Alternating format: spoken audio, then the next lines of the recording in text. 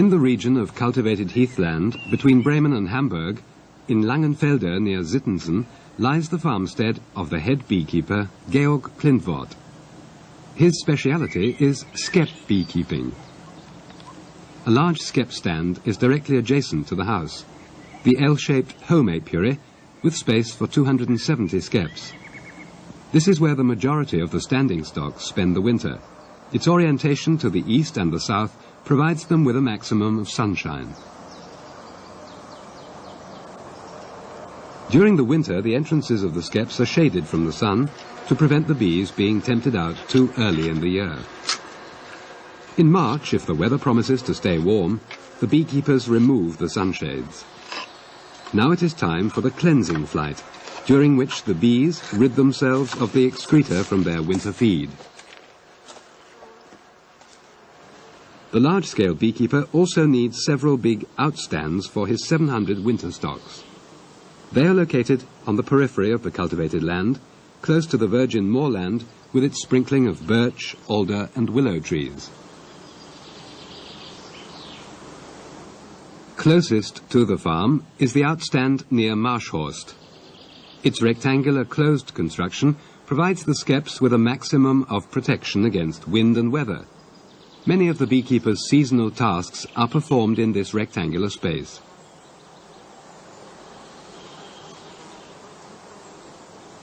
Access to the isolated winter stands is usually quite difficult. The single stand in woodland cover near Twistenbostel is also oriented to face the sun. Care is taken that the bees are able to fly straight out and find dry resting places on the grass in front of the skeps. They have the necessary water supply close at hand.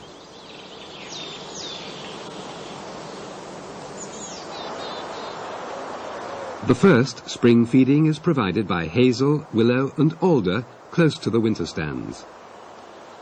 At this third large winter stand near Alpershausen, in the warm sun, the bees are now busily collecting pollen and water to help build up the brood nest.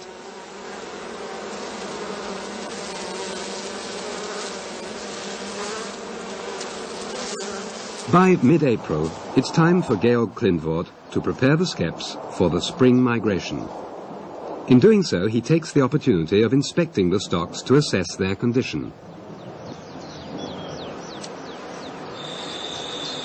No beekeeper is ever without a smoker. The smoke from the smouldering tansy subdues the bees which are already actively tending their brood.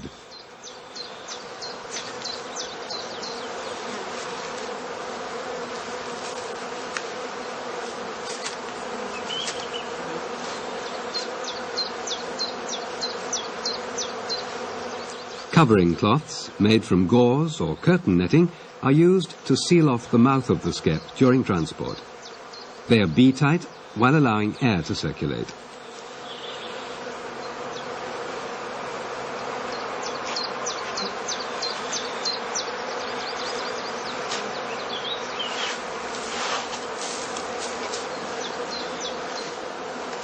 The entrances stay open until evening to allow the bees to forage freely.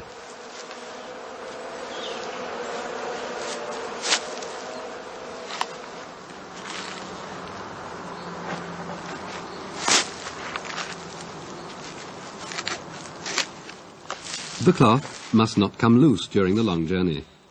To keep it tight, the corners are twisted up before they are fastened.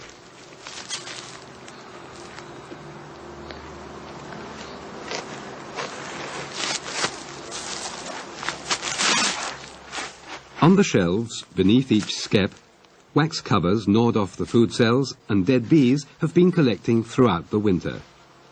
To the beekeeper, this debris is an indicator of the remaining food supplies in the skep and the population of the stock.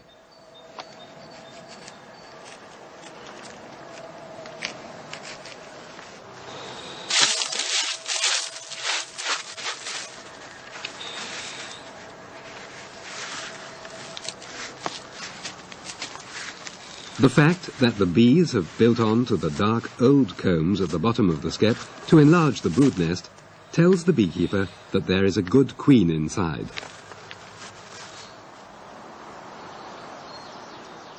While inspecting and preparing his stocks, the beekeeper is assisted by another beekeeper and an apprentice. The colonies that have been assembled at only a few stands for overwintering are now going to be transported in small batches to better nectar and pollen yielding areas. The majority of them, including the best stocks, are to be set up in the Alter Land. This extensive fruit-growing area between Stade and Hamburg to the south of the Elbe is the preferred spring migration place for the Heathland beekeepers. To the back of the large Altländer farmhouses, the orchards of the fruit growers extend over a large area. In groups of up to 20 skeps, or singly, the winter stocks are now distributed on small migration stands. The skeps are put out immediately on arrival in the early morning.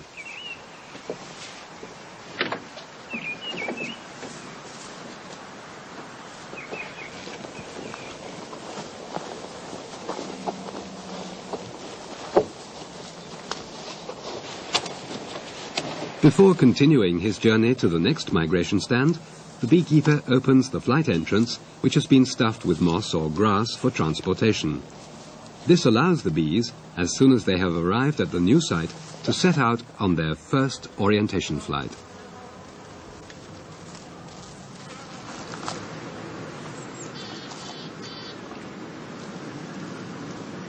The same day, a portion of sugar candy is placed under each skep as bee food.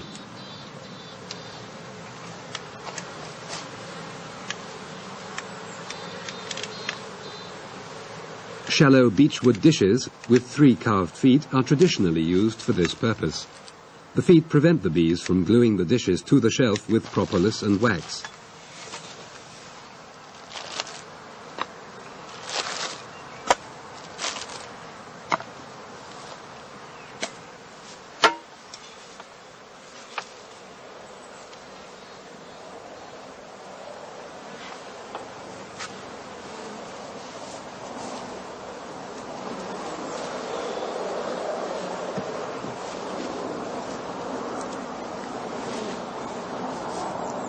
By feeding the bees, the beekeeper tides them over the period of sparse foraging before the fruit blossom is in full swing. He prevents the stocks from being delayed in their early spring development. If food were in short supply, the bees would build fewer brood cells and thus interfere with the queen's egg-laying activity.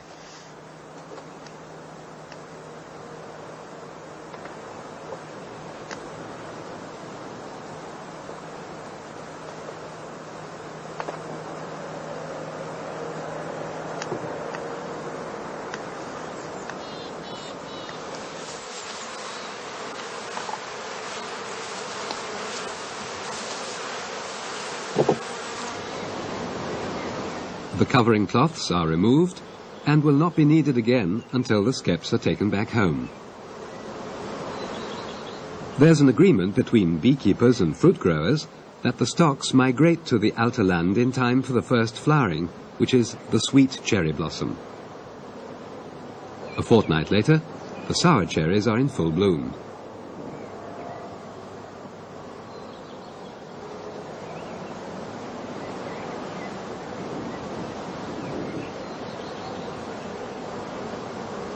Pollen is collected into the pollen baskets on the bees' hind legs.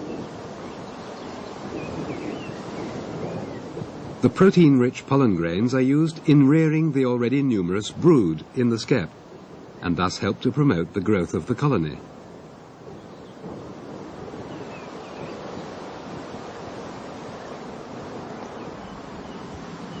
The sugary nectar yielded by the blossoms is the source of energy for the bees in the skep. When the sour cherry blossom is over, the last blossoms to be worked by the bees in the Alter Land are pear and apple.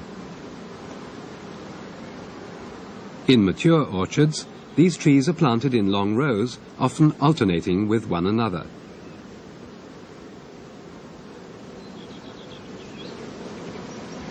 The small migration stands are distributed all over the orchard area. The fruit growers are keen to get the trees pollinated as thoroughly as possible.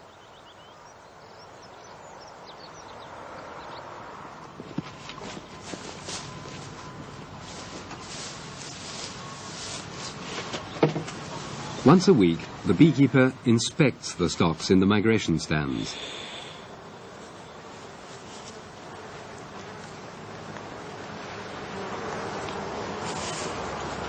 When a colony has developed vigorously, the bees begin to build large cells at the lower edge of the comb for the drones to be reared in. In order to encourage the bees to enlarge the brood nest for the workers instead, the beekeeper cuts out most of the so-called drone comb.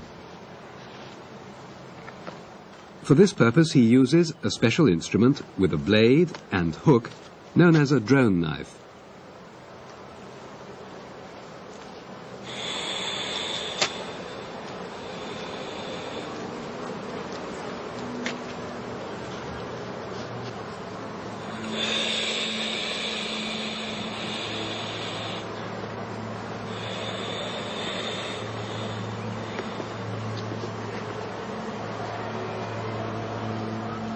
The pieces of comb removed in this operation are collected for melting down to wax at a later date.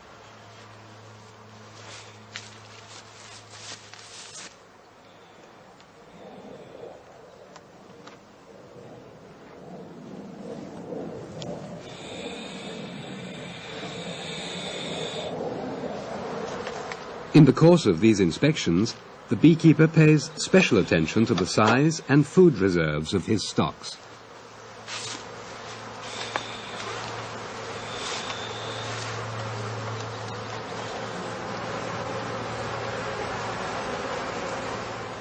In good years, when the bees have lots of natural food, some of the sticky candy remains behind on the feeding dish. In years like this, the colony develops at a rapid rate, and the first queen cells signal the colony's readiness to swarm. A premature queen cell is being removed here as well.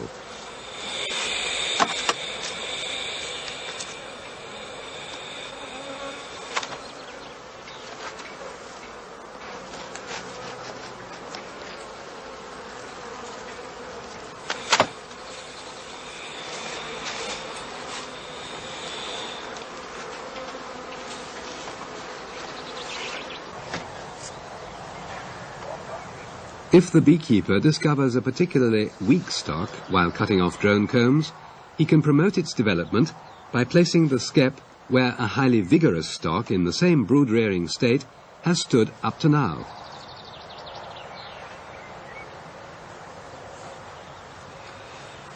As the foraging bees always return to their accustomed location, this enables the beekeeper to equalize his stocks.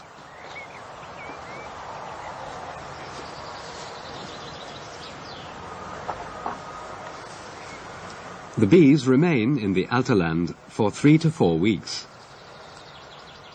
Their pollination activities are so important for the fruit harvest that the local fruit growers pay a fee for every stock that is placed in the orchards, whereas the beekeeper is interested in the rich early nectar and pollen yield for his colonies. So, fruit growing and beekeeping go hand in hand.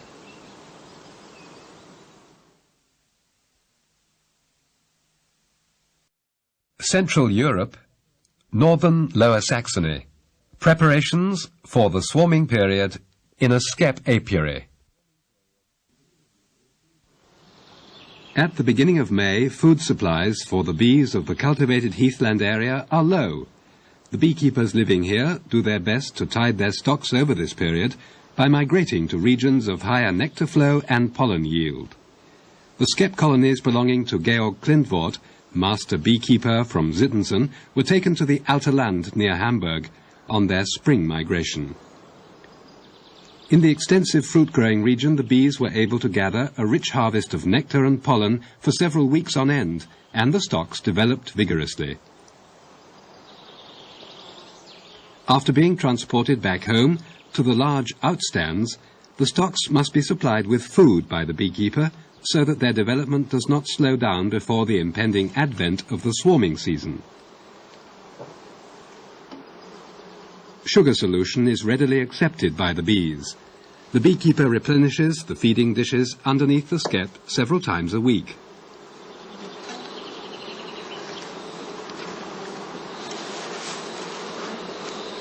In several of the skeps, the combs have already been built down as far as the dish. The bees are busy feeding their brood.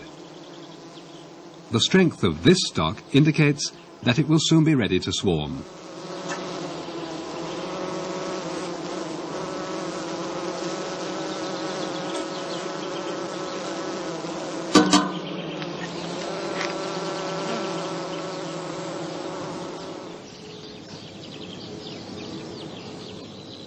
During the winter months, the beekeeper had already started extensive preparations for the time when his approximately 700 stocks will swarm. At Klindworth's farm, most of the beekeeping equipment is stored in the loft for the best part of the year. For example, the swarm-catching bags are hung up to air. The wooden spiles for the skeps are also kept up here. Georg Klindworth inspects his working equipment piece by piece. In the barn, he checks the swarm-catching bags fetched from the loft. These 1.5 meter long tubes of gauze or curtain netting, with their tip and corners reinforced in linen, have been sewn by the staff at the farmstead.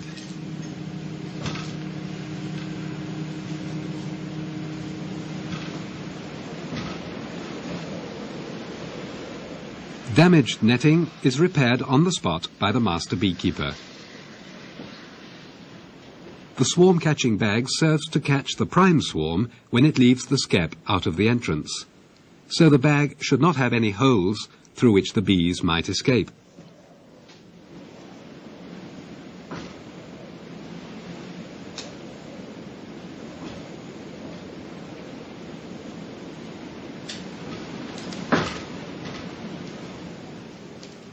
In each case, the beekeeper makes sure that all 4 pins which attach the bag in front of the skep are firmly sewn on to the corners.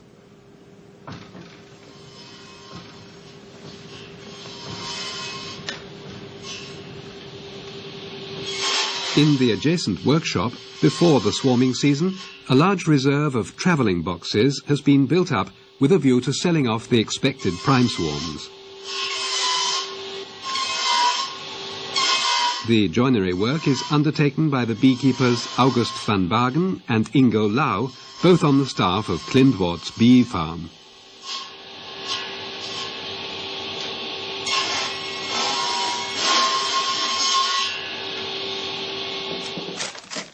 The skeps are given special attention on the part of the beekeeper. He has to prepare hundreds of woven straw hives for the swarms. Here, he has laid out the ones in need of repair.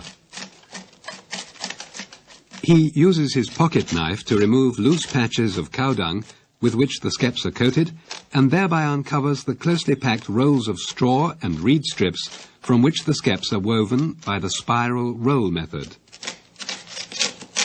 Regular care and attention is essential to ensure the durability and stability of these so-called Lüneburg-type skeps.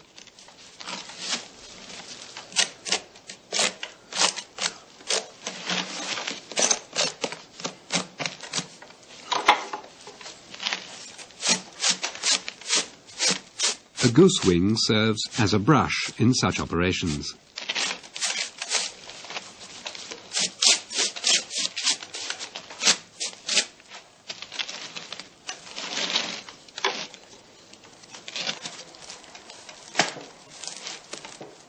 Worn patches occur most frequently round the rim of the skep.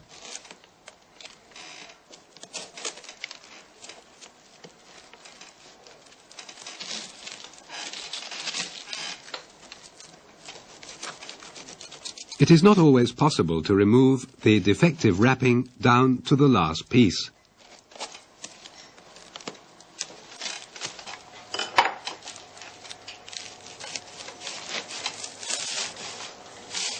The replacement strips of reed have been soaked to make them pliable.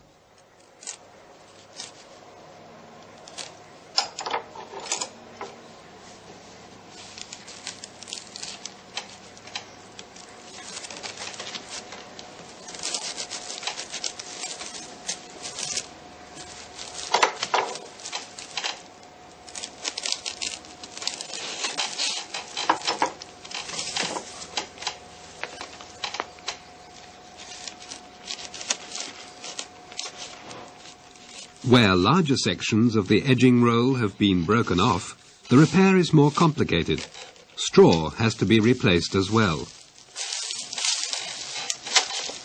The rye straw used for this purpose originates from special crops grown without the aid of chemicals. Only short, sturdy straws are suitable for skep weaving.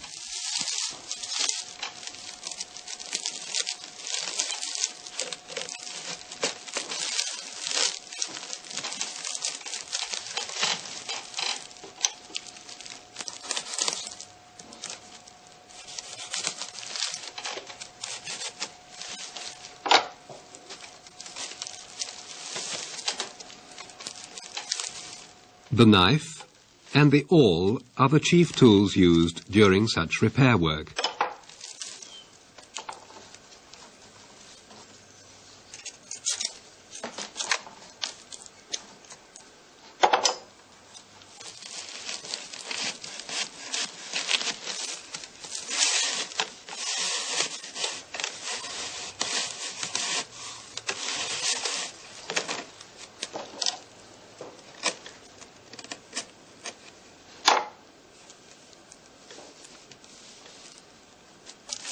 While the top of each new strip of reed is anchored in the roll, the beekeeper cuts the tail off clean after first pulling it tight.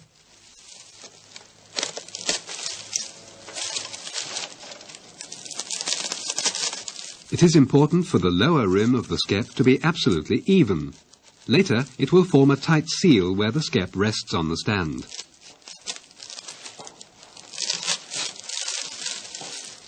Many of the skeps used here are 80 to 100 years old. Skeps used to be made by the beekeepers themselves, but today it's no longer necessary to weave new ones. For a good number of years, Georg Klindvort has been able to buy up large reserves of skeps from abandoned bee farms.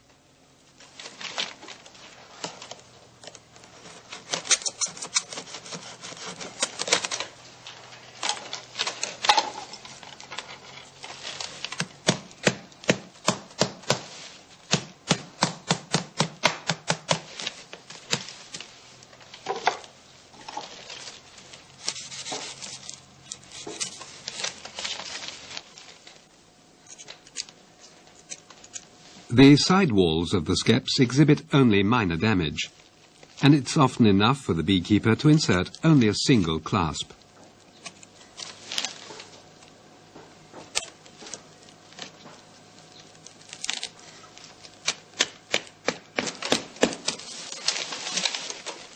Now the skep has been completely renovated.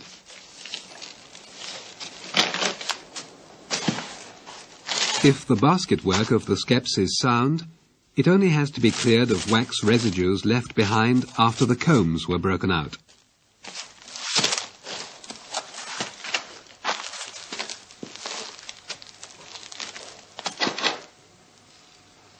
In the dome of each skep, 3 strips of foundation comb are now attached. These 7 by 3 centimetre strips of wax, cut out of old combs, are fixed by the beekeeper with a mixture of hot wax and fir resin. They serve the bees as a base on which to orientate their new comb building.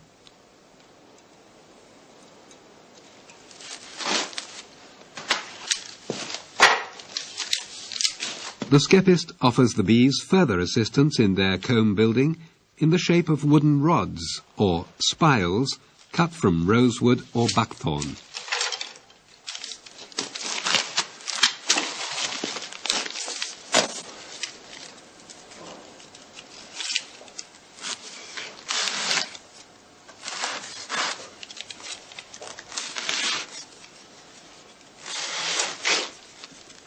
Into each skep, he pushes 6 of these pointed spiles at regular intervals through the walls of the hive.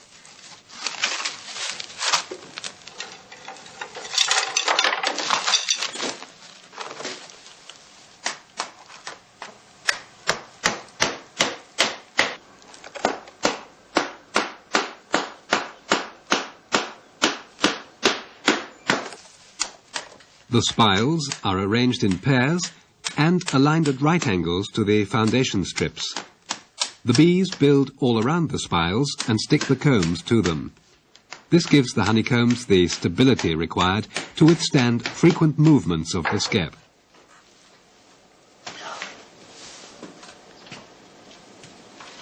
Final work on the skeps takes place in the open air.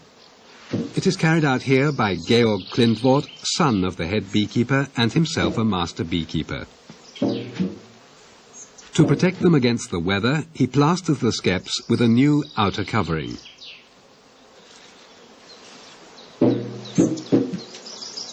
The most suitable material for this protective coating is cow dung, collected on the fields in springtime. This material spreads easily and seals the skeps, adhering so closely to the basket work on drying that not even moisture can loosen it.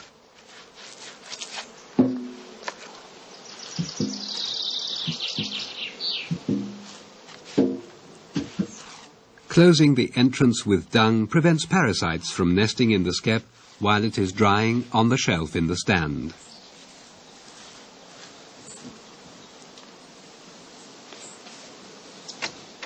The beekeeper must reckon with several weeks of concentrated work before all the preparations for the swarming season at the end of May have been completed. Central Europe, northern Lower Saxony. Work in a heather skep apiary during the prime swarming period. It is early June in the cultivated heathland area between Bremen and Hamburg. For the heather beekeepers on the Klindvort's bee farm, the season of most intensive work now begins. It is the swarming season of the heathland bees. In all the skeps, the bees have built queen cells to rear young queens. 9 days after the eggs were laid, the queen larvae, floating in their reservoirs of royal jelly, have developed up to the stage when the cells are ready to be capped over. After another 7 days, the young queens are mature.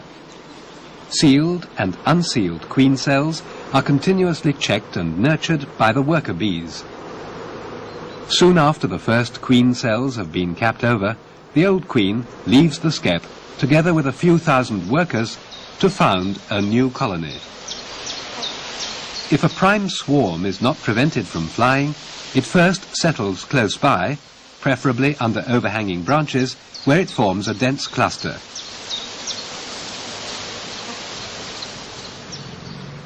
From dawn till dusk, as long as the sun lures the bees out, head beekeeper Georg Klindvort and his assistants watch the stocks that are ready to swarm and have been brought back from the outstands to the house apiary. To avoid losing bees, the prime swarms have to be caught directly on leaving the skep.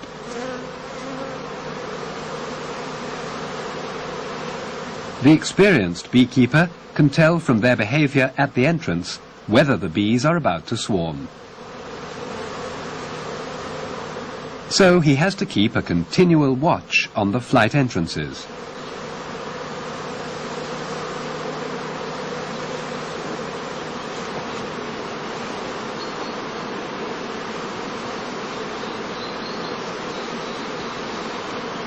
He can confirm his suspicions by taking a look inside the skep.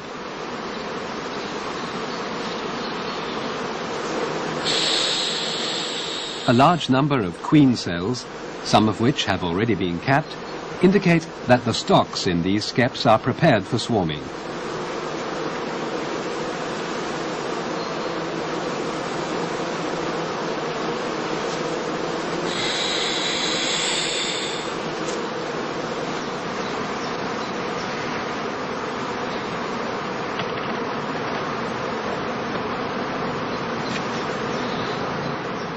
If the bees are restless and tend to run back and forth in the beeways, this is an imminent sign of swarming.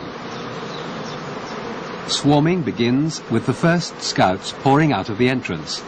They attract the other bees along with them, which in turn hustle out the old queen. The prime swarm flies off.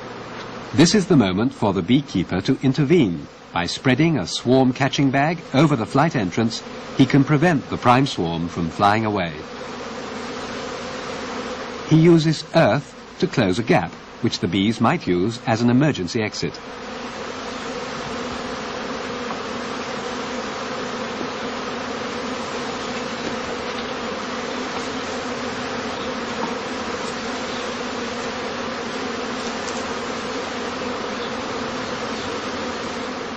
Each swarming skep is marked with a leafy twig or a wooden tag.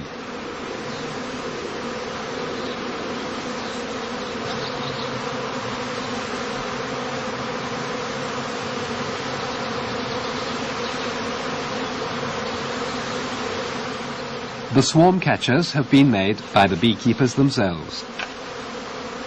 The bees are encouraged to enter the bag by raising it slightly above the level of the flight entrance. Otherwise, there is danger of the bees withdrawing into the skep again.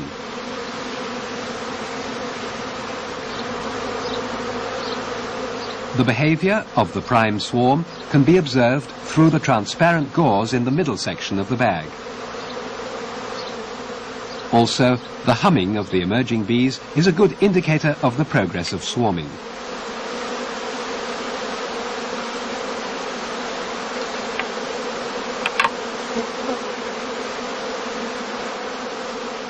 Every gap between the skep and the stand, which the beekeeper notices on his control rounds, is immediately sealed.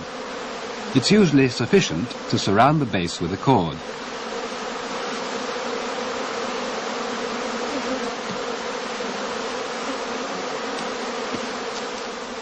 If, after 6 to 10 minutes, no further bees emerge from the skep, the catching bag can be unfastened and hung up in the shade.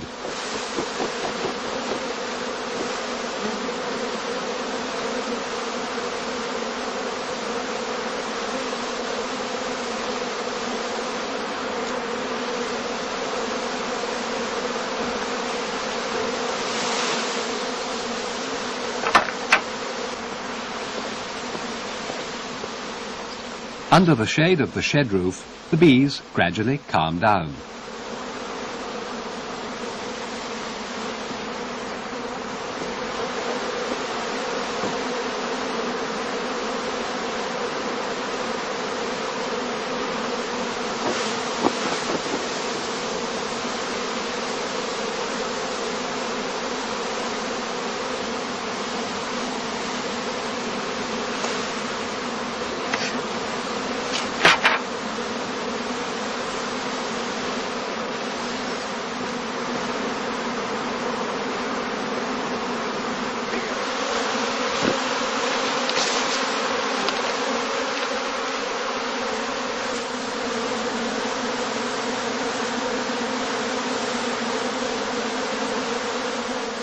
In a large home apiary like this one, several swarms may emerge almost simultaneously.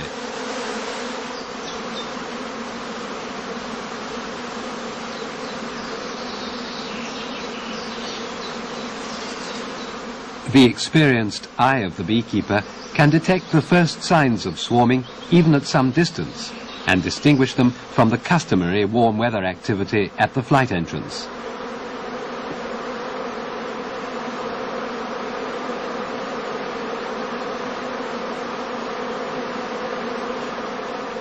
Prepared with cords and with a swarm-catching bag in his hand, the beekeeper is equipped for every contingency.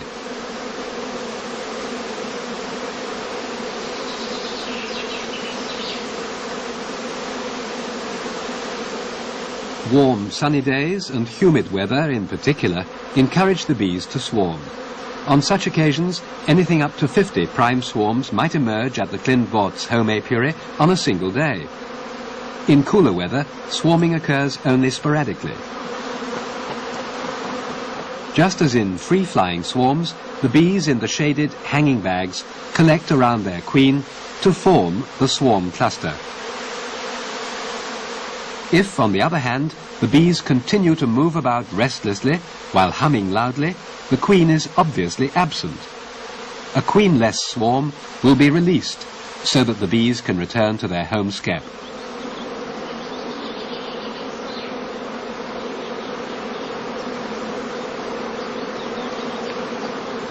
For 2 or 3 weeks, the beekeepers at the home apiary are on their feet all day, preventing the prime swarms from escaping. As soon as the bees have contracted to a dense cluster at the top of the swarm catcher, they can easily be shaken out of the bag.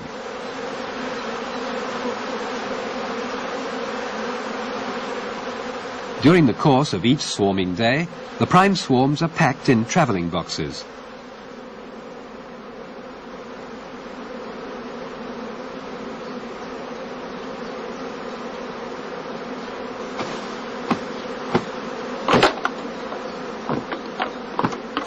In former times, the heather skepist would put the prime swarms in empty skeps, where they would draw out new comb and store heather honey before the stocks were disposed of.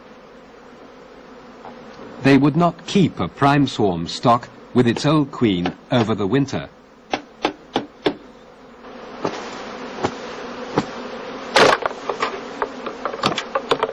Today, the sale of prime swarms is a guaranteed source of income for the Klindworth apiary. Hive apiarists from as far afield as South Germany have already placed orders for swarms to upgrade their stocks. One prime swarm can provide them with anything from 2.5 to 4 pounds of bees. The same evening, the travelling boxes, provided with bee candy, are sent for dispatch by rail.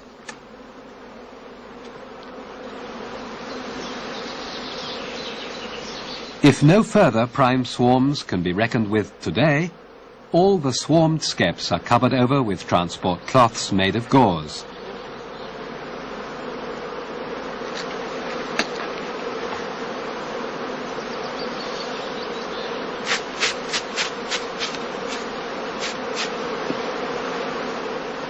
The flight entrances are left open until the evening, when the skeps are taken to the nearby outstand at Marshhorst, where the beekeeper waits for the second swarms, or casts, to emerge from the skeps.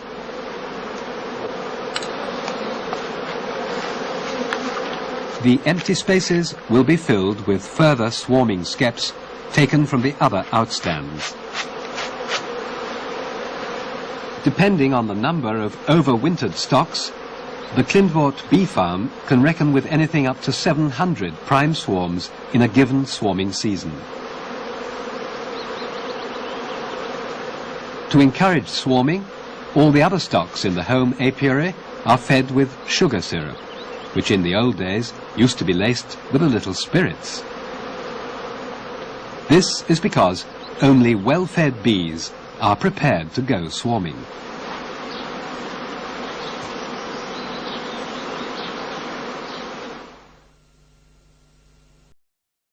Central Europe, northern Lower Saxony. Work in a heather skep apiary during the cast swarming period.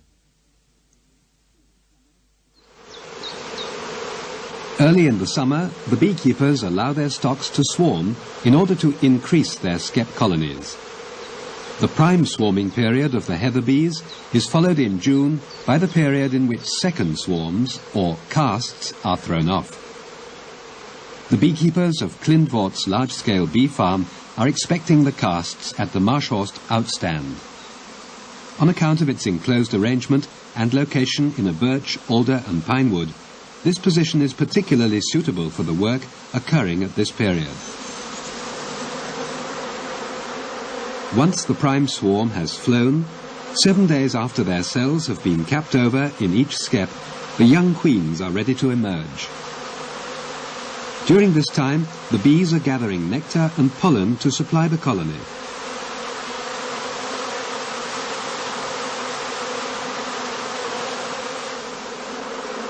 The bees are now restless and run back and forth in the beeways. Some individuals are occupied in uncapping the cells containing the fully developed queens. Immediately on emerging, the young queen surrounds herself with bees in order to leave the skep. The first cast is thrown off about 7 to 10 days after the prime swarm, headed by the old queen, has migrated.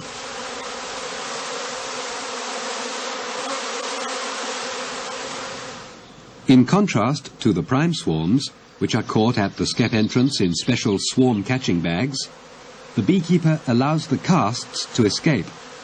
Year after year, they collect on particular trees. One of their favourite swarming places is a group of pine trees.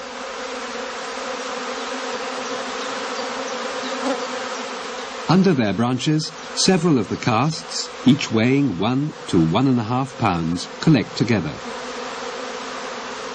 They collect to form a swarm cluster of increasing size.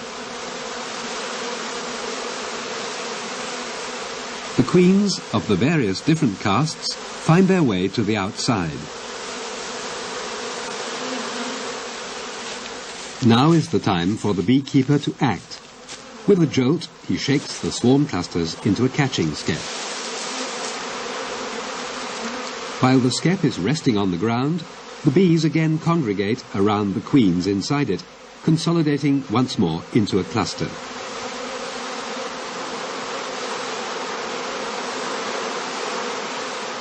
On the branches, swarming bees soon form a new cluster again.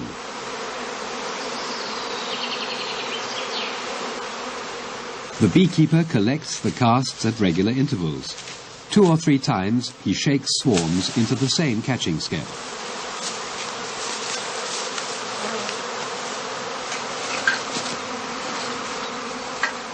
In the course of the swarming day, the casts increasingly tend to collect directly at the stand or in the immediate vicinity. By means of a skep placed on the eaves, the beekeeper offers the swarm a dark hollow, which invites them to enter.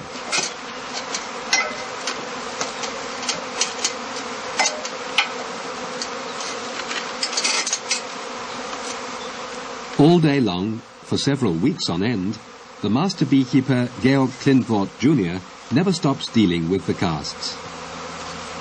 Swarm clusters should never be left on their own for too long, otherwise they will fly off to permanent quarters. Collecting skeps are smaller, lighter straw vessels without plastering. The entrance is stuffed up.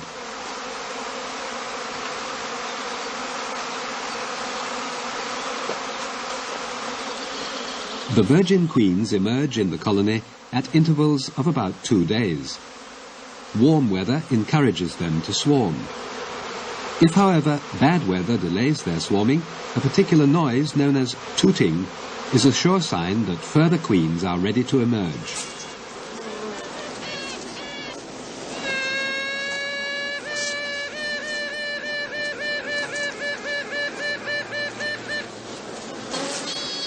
If a cast is thrown off now, the swarm follows the queen out of the skep entrance in a regular cascade.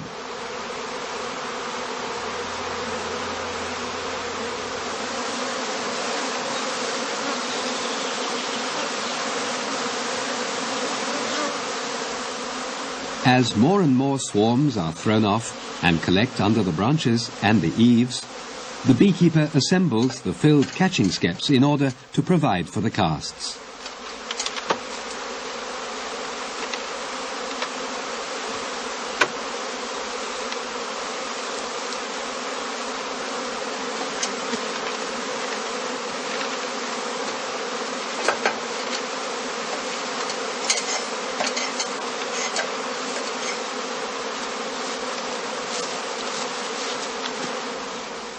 In a part of the Marshhorst quadrangle away from the swarming activities, the beekeeper has assembled empty skeps, which were previously provided with strips of foundation comb and wooden spiles.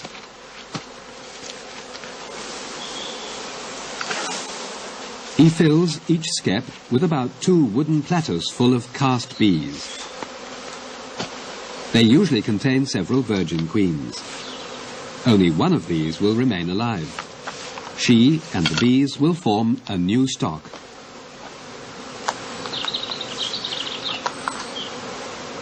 To prevent the bees dispersing again, the skeps are immediately sealed bee-tight with covering cloths. The entrances are still stuffed from the plastering of the basket work.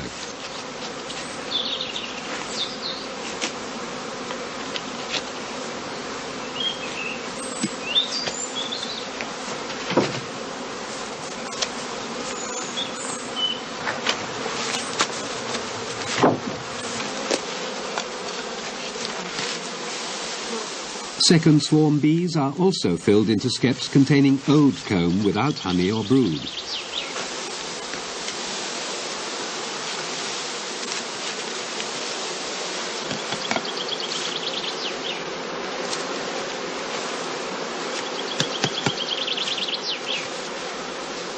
£1.5 pounds is the usual starting weight of a new colony.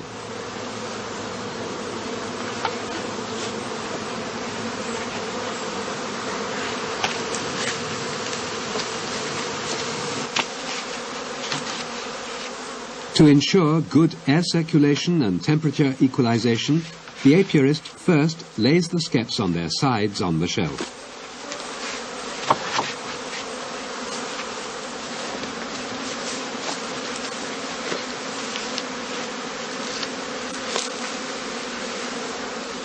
Young queens are also removed individually from the catching skeps.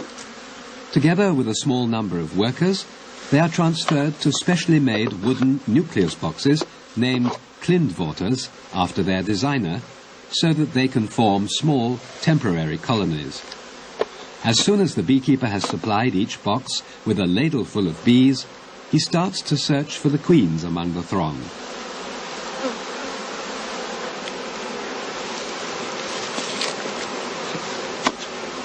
One by one, he places young queens among the bees.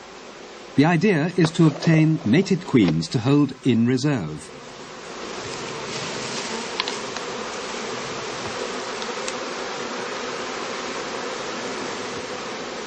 During the 3-week cast swarming period, about 200 boxes are filled in this way at Klindwort's bee farm.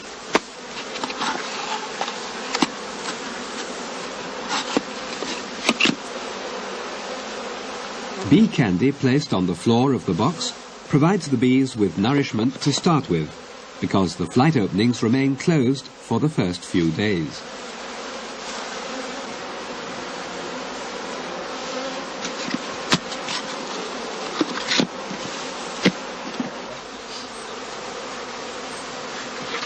The casts, transferred to skeps, have meanwhile settled down quietly. About 24 hours later, towards evening, the beekeeper places the skeps upright. As there is now no danger of the bees departing again, he opens up the entrances that have been stuffed with cow dung.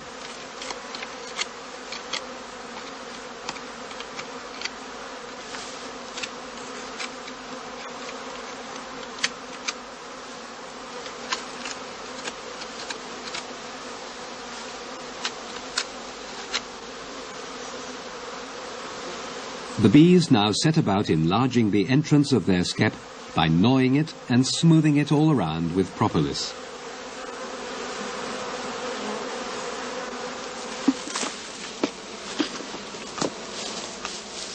The sealed nucleus boxes are set up in the open 3 days after they have been filled.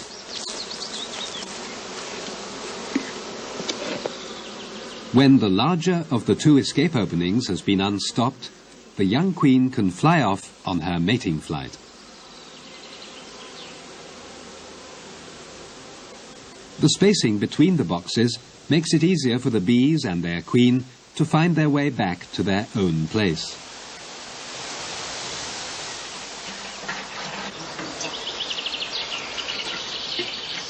At this time, a number of tasks for the skepist overlap. At the more distant outstands, like this one at Zassenholz, the recently restocked cast skeps have to be cared for. They were taken out during the evening hours.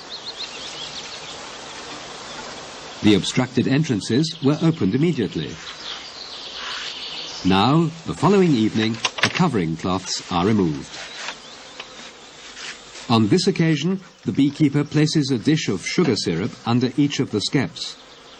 A splash of syrup inside the skep aims to lure the bees down to the food supply.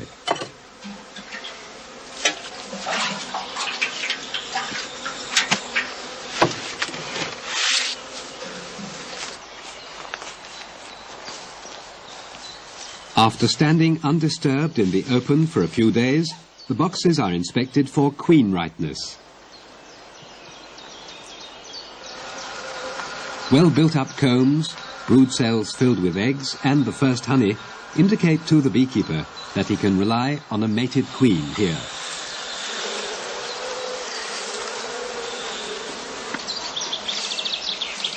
He then closes up the flight openings.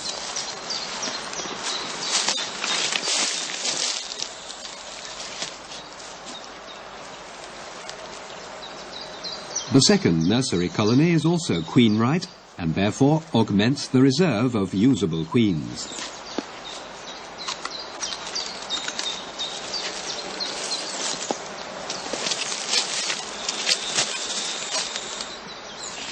The two small combs, consisting only of drone cells, and the eggs in several of the large cells, tell the apiarist that the queen in this nuclear colony has remained unmated.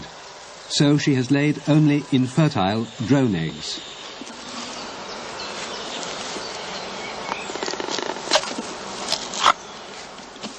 On average, he finds positive results in 3/4 of all the boxes. If a box has been deserted by the bees, he concludes that the young queen has gone astray. As work continues, the beekeeper allows 2 to 3 casts to swarm out of each skep in the Marshhorst outstand until 10 to 12 days after the prime swarm, he takes action.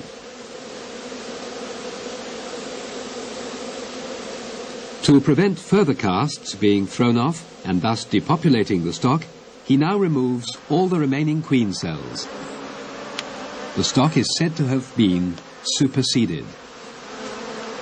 Queen cells, still containing virgin queens, are laid aside for the time being.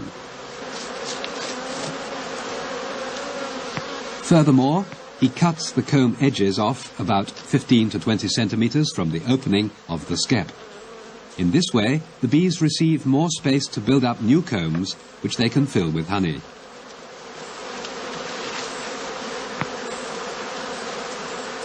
He uses a special skep knife to do so.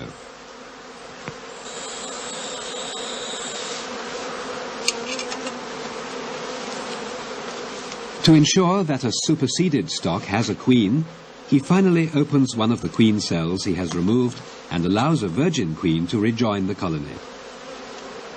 He makes sure that she is perfectly developed.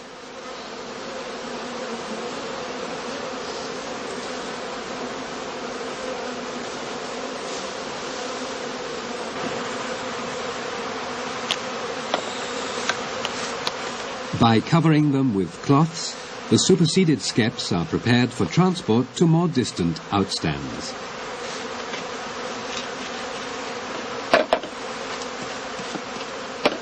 Skep by skep, the beekeeper works through all the 700 colonies of his apiary.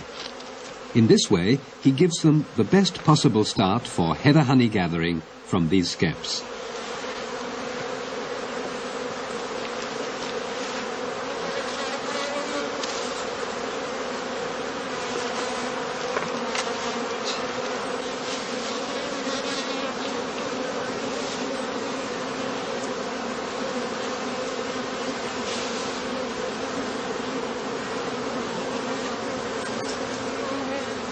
The sections of comb removed are collected for wax pressing at a later date.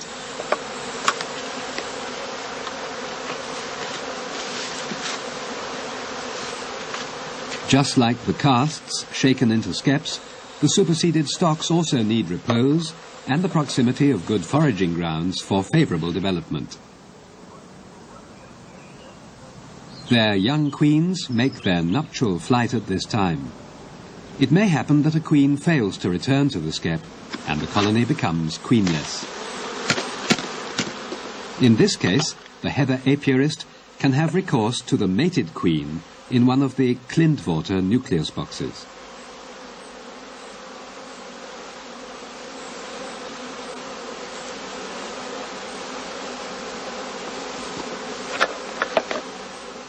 Such queens are put into small nursery cages, the opening of which is sealed with bee candy.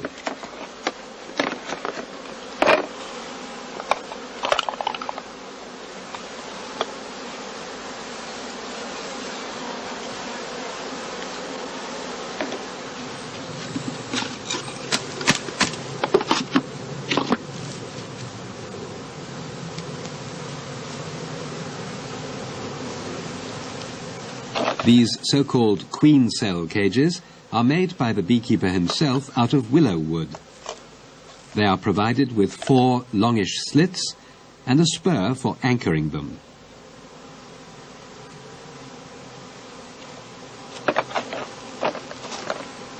The beekeeper takes a number of filled nursery cages along with him when he inspects the superseded colonies on the outstands. If he is uncertain whether a stock is queen-right, he cuts a wedge-shaped piece out of a comb in the middle as far as the brood nest.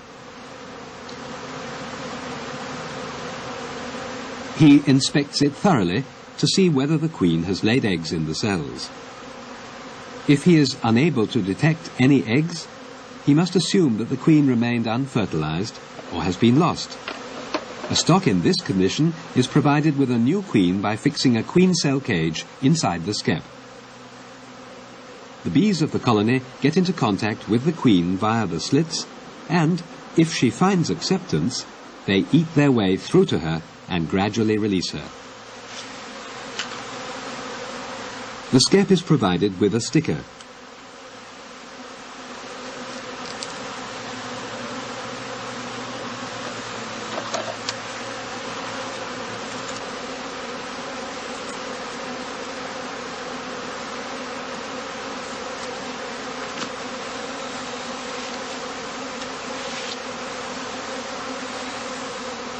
In this way, all the superseded stocks are controlled by the beekeeper.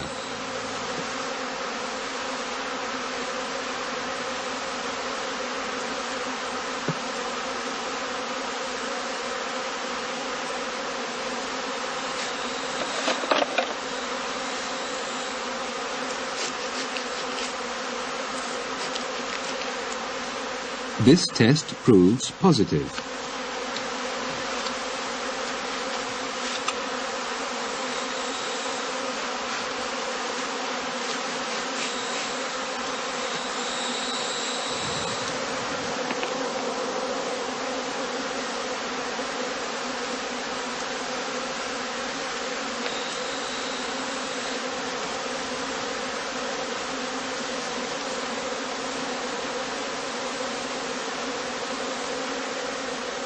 On average, 1 skep in 10 has to be provided with a caged queen.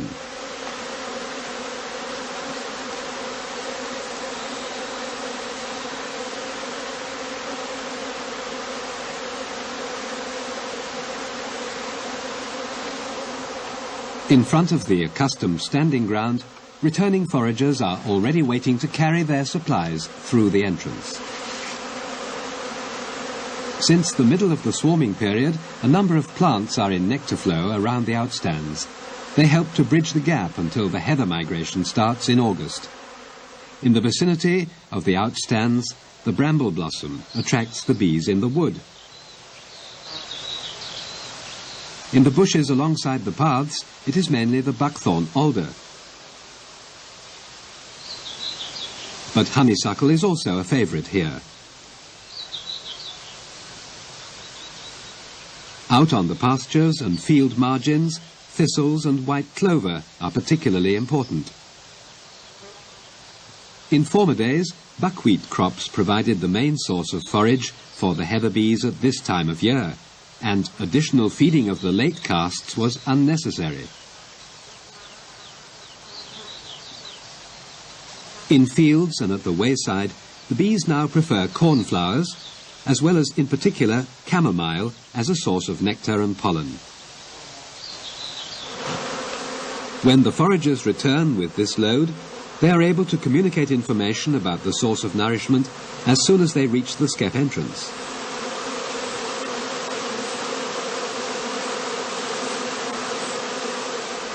A further source of food is found on leaves. Particularly in oak woods, the bees collect the sticky exudation caused by aphids, known as honeydew.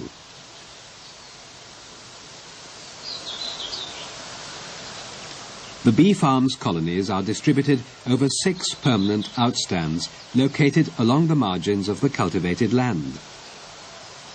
About 30 cast colonies occupy the stand near the Alpershäuser moor. The loose arrangement of sites makes it easier for the bees to find their way home.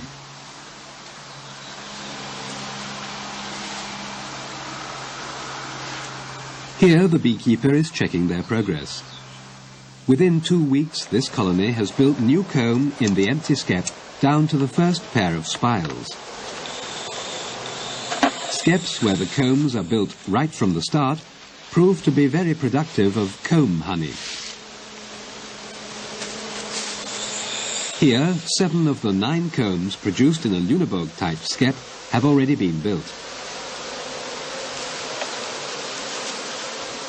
If necessary, the apiarist will straighten irregularly built combs. Cells damaged in the process are soon replaced by the bees. He carefully adjusts the bee space between the combs too.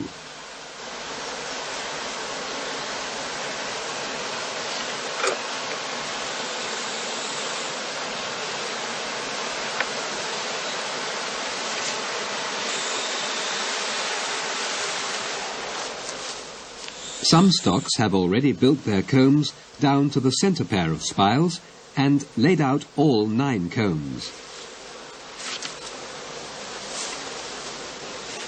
If the skepist discovers a queenless colony while inspecting the comb development, he shakes the rest of the bees out of the skep. Beforehand, he makes perfectly sure that no queen is present.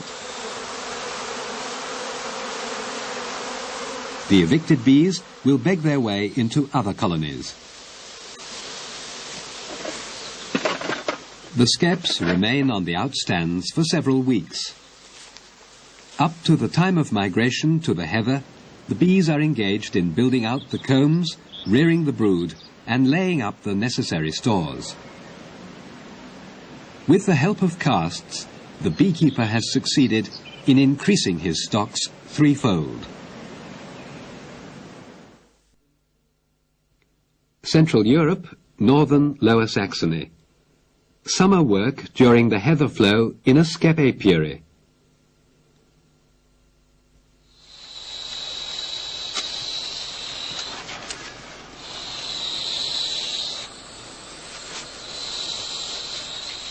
At the beginning of August, the skep apiarists at Klintwort's commercial bee farm in Langenfelde near Zittensen have only a short time to examine the total stock of skeps. Since the end of the swarming time, they have assembled about 1,500 heather honeybee colonies on several large outstands. 100 skeps are positioned on the stand at Twistenbostel, about 18 kilometers from the bee farm. The bees in the newly reared cast colonies and the original stocks have increased in the skeps during the past 6 to 8 weeks and built out their combs. The beekeepers are taking an inventory of the state of their stocks, while at the same time preparing them for the migration to the chief honey flow of the year.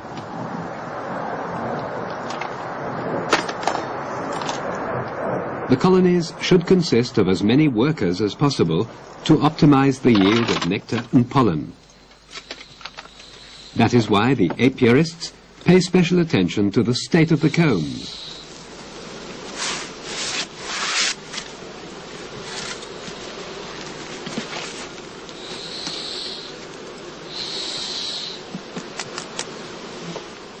Any queen cells laid down in the meantime, and all drone comb sections are removed.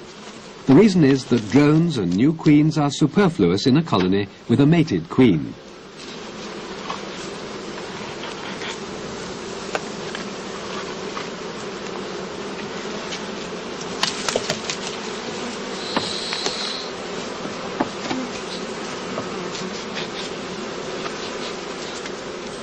Drone comb is often built up right into the crown of the skep. By cutting it out, the beekeeper encourages the bees to build out new combs, which they can then fill with stores.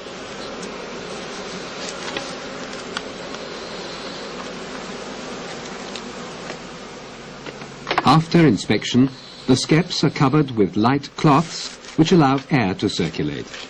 They are to be transferred this very evening. Besides the young master beekeeper, Georg Klindvort Jr., the two assistant beekeepers, Elke Bullmann and August von Wagen, are at work here. All available staff at the bee farm have to join in this major operation. After a while, the master beekeeper himself, Georg Klindvort Sr., joins them. At the time of filming, he was 71 years of age.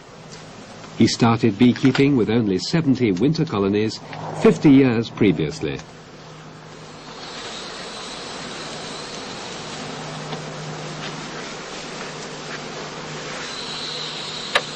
The empty feeding dishes are now laid aside. The apiarists had encouraged the development of their stocks after the swarming period by feeding them sugar syrup.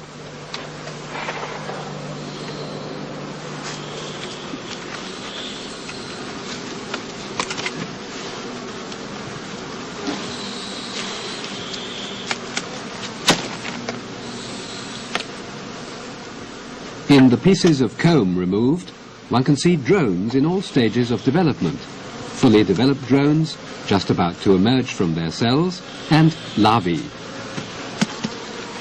Without being fed by the nurse bees, they will soon die. The pieces of comb are meticulously collected together. As soon as the beekeepers find time, they will be pressed to summer wax.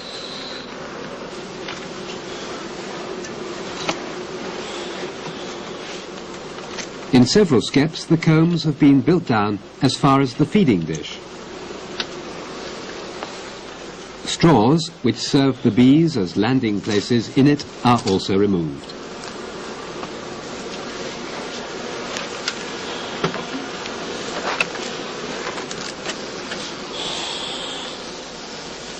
By blowing smoke from his pipe, and by tapping lightly, the beekeeper makes the bees detach themselves from the combs. It is important to work quietly and gently to avoid frightening the bees.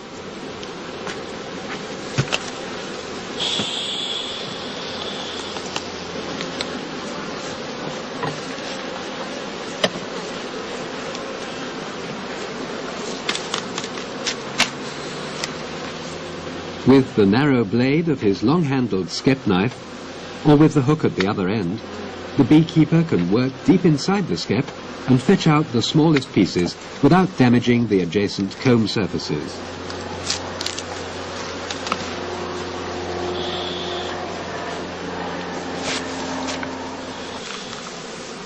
The square gauze cloths have to be pulled tight round the perimeter of the skep to prevent the bees escaping from the basket in transit.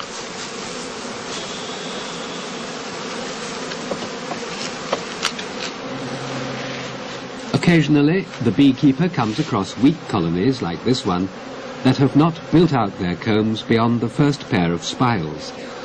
As it is not worthwhile taking a stock like this to the heather, he leaves the skep open. In addition, he marks it with a twig or with a wooden sticker.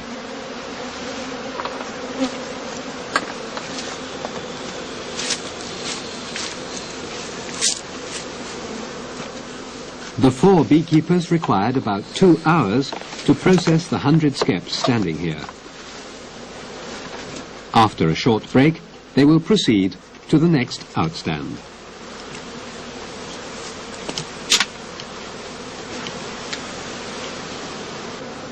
The entrances remain open right up to the moment of dispatch to allow the bees unobstructed entry and exit during the day.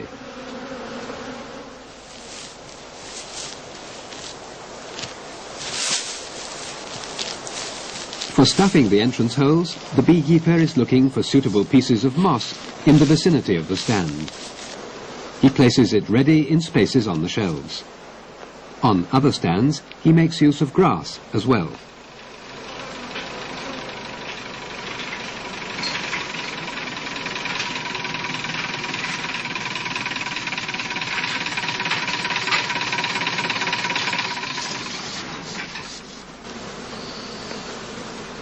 Immediately before transport, the entrances are sealed tight after the bees have been driven back into the skeps by smoking.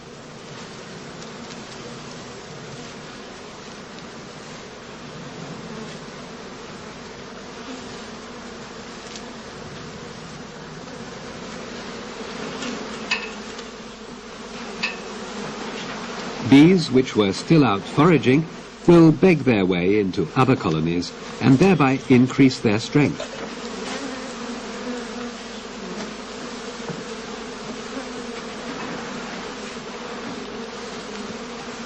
The skeps are stacked close together on their sides in staggered formation.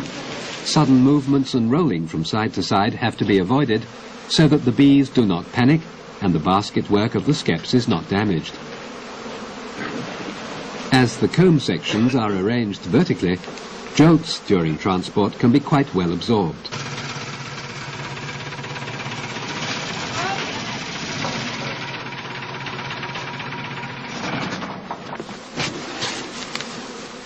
The entrance holes are always on top.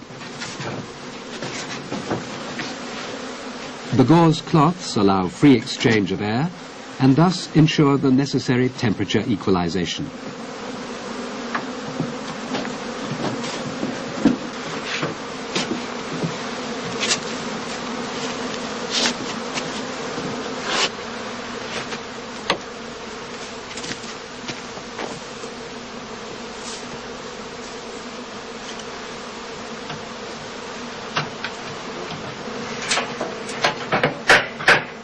The small number of skeps left on the outstands will be collected up to enable the beekeepers to look after them more easily on one stand. Very weak colonies are united or later added to another colony.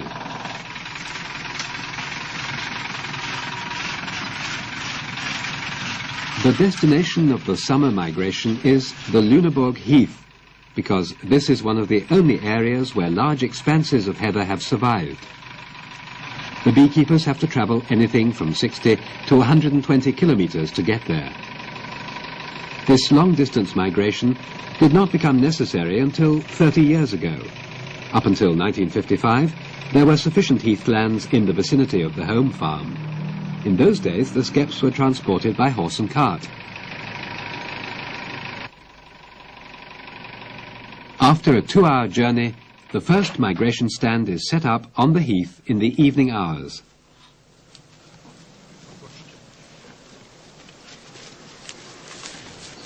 The heather stands are vital to the skep apiarist. All his efforts so far this year have been directed at getting the bees to harvest heather honey. All the foraging, the feeding to tide over gaps in nectar flow, and all the other beekeeping measures have served to increase the number of colonies and to promote their development up to the heather flowering time.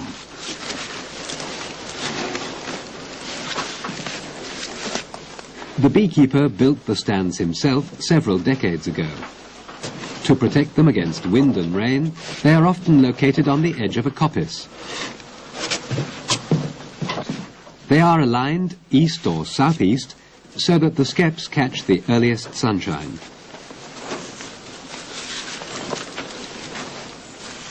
Anything between 50 and 100 skeps can be accommodated on one heather outstand. This far excels the capacity of the small migration stands used in the orchards of the Altersland. The entrance holes are opened immediately the skeps have been set up.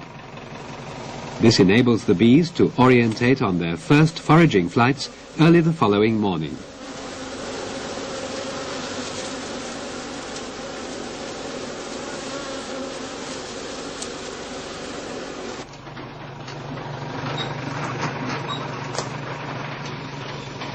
A second heather outstand is filled with the skeps loaded near Twistenbostel. Both stands are situated in the southern part of the Lunenburg Heath near Meinholz.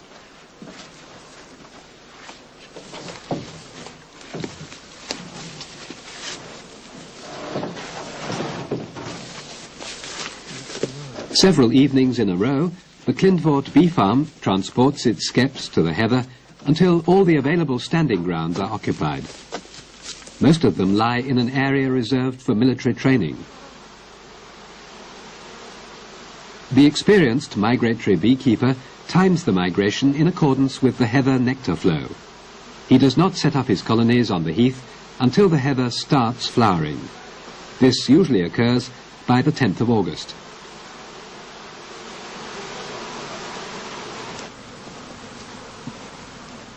After the shake-up during transportation, the bees need some time to settle down in the skeps and get accustomed to the new location.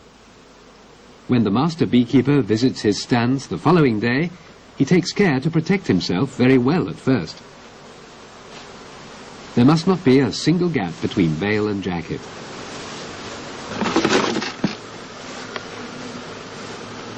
The woven horsehair panel of the veil is provided with a leather-lined opening for the beekeeper's pipe.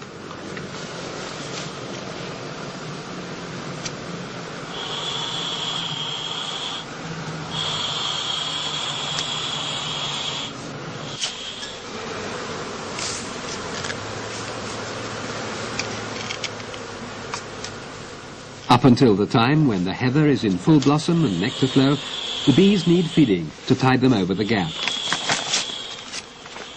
A shortage of food would impair the queen's laying activity and endanger the brood in the nest.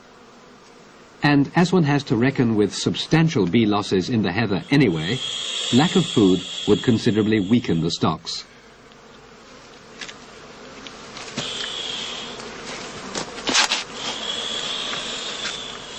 The beekeeper provides the bees with food at the same time as he removes the covering cloths. On the home stands, he uses feeding dishes and wooden platters for the sugar syrup or honey water. But here, on the migration stands, the single portion of candy is simply placed on a piece of plastic foil.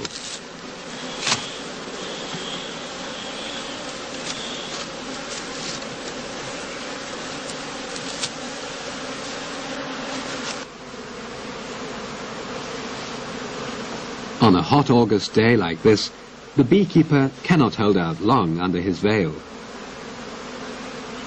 He takes advantage of the opportunity to stuff his pipe again. Dried tansy leaves are used for this purpose. Each colony receives a portion of about 2 pounds of sugar candy.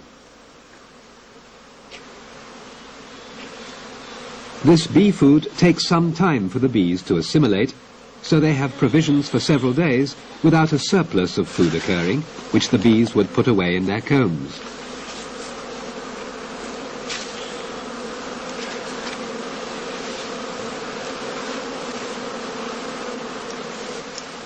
It has taken the beekeeper an hour and a half to perform all the tasks at this stand. The covering cloths are kept bundled up until they are taken home again.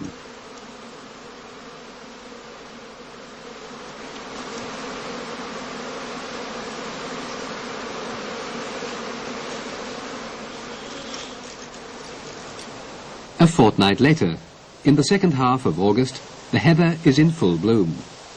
In good weather, the bees now find plenty of pollen and nectar in the blossoms of Calluna vulgaris, the heather.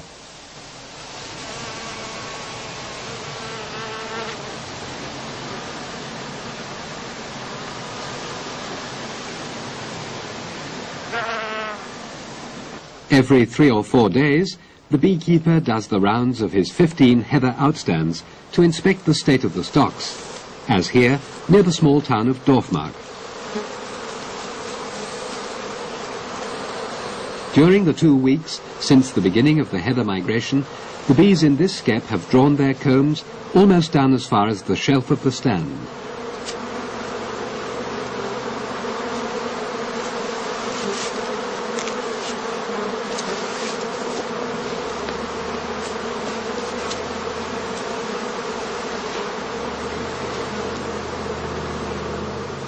In sampling the skeps, the beekeeper is keen to see whether the bees are already storing honey.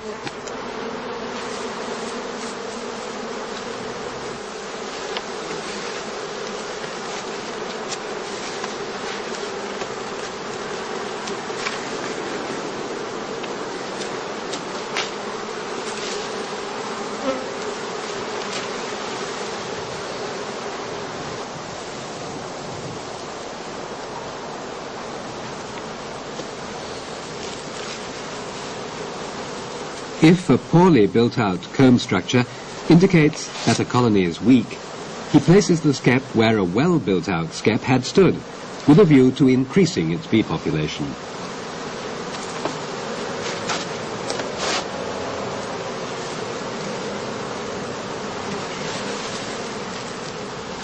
The weaker colony is strengthened by the foragers of the previous strong stock returning to their accustomed location.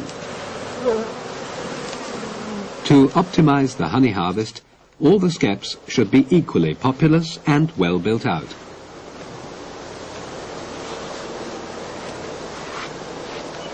The most favorable arrangement is for the migration stands to be in the center of the best foraging area and not too close together. The fact is that large, continuous areas of heather, like this one on the Raarberg slopes, are becoming less and less common in the Lüneburg heath these days. Grasses and birch trees are proliferating since sheep grazing has been on the decline. Especially in the military training areas, which occupy a major part of the heath, woodlands are gradually taking over.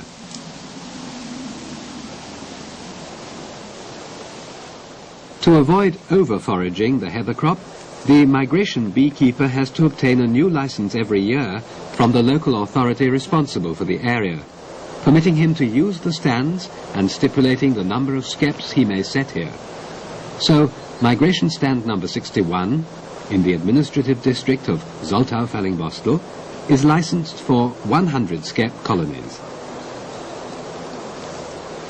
Heather produces better nectar if the soil is poor in humus and relatively heavy. But weather conditions before and during the flowering period are also a decisive factor. Temperatures of around 20 degrees centigrade and morning mists are favourable for nectar and pollen gathering. But if long periods of low temperatures and drought prevail, or cold, rainy conditions endure, the bees will start to eat up their stores of honey. That is why the beekeeper makes sure, during each inspection round, that they are continuing to lay up stores, and he checks how well the honey cells are being filled.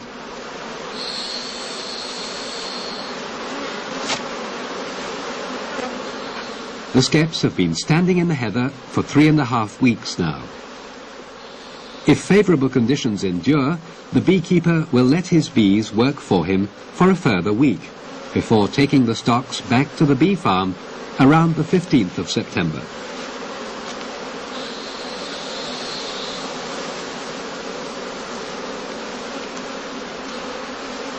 In a good summer, the skeps on the heather outstands have increased in weight by as much as 35 pounds each.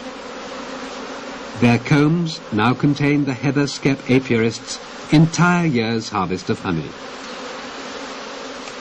After the bees have been shaken out at the home farm, the beekeepers will start to break the combs out of the skeps and harvest the honey.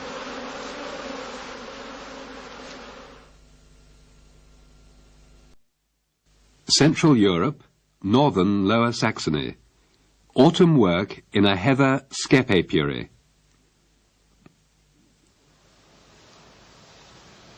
In a big apiary, like that of beekeeper Klindvoort, which lies near Zittensen, in the cultivated heathland area between Bremen and Hamburg, there are typically seasonal jobs. While the heather was in flower, Klindvoort's 1,500 skeps stood in stands on Lüneburg Heath. After the bees had collected the heather nectar and pollen for several weeks, they were returned to their stands at the home apiary.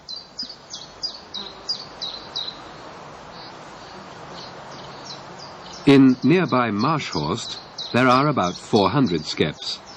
Those to be overwintered are selected, and those from which honey will be harvested are prepared.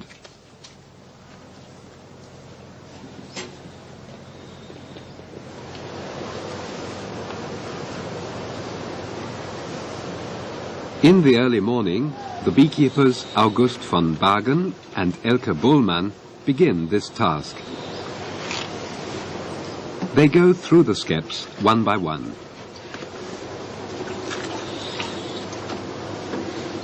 In the skeps from which wax and honey will be harvested, the bees are sprayed with sugar solution. This will make it easier to remove them from the combs.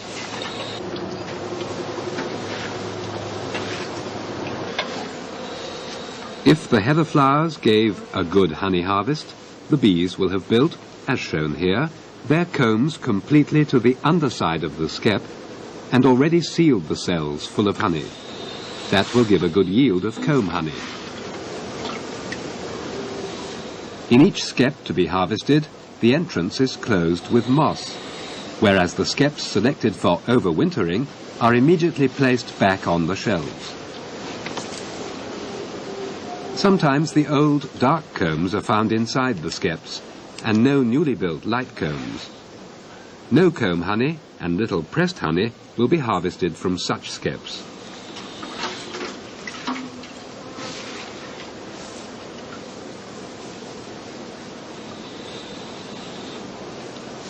Often, the neighbouring skep is entirely differently built up, reflecting the condition of the colony and the richness of the honey flow where the hive comes from.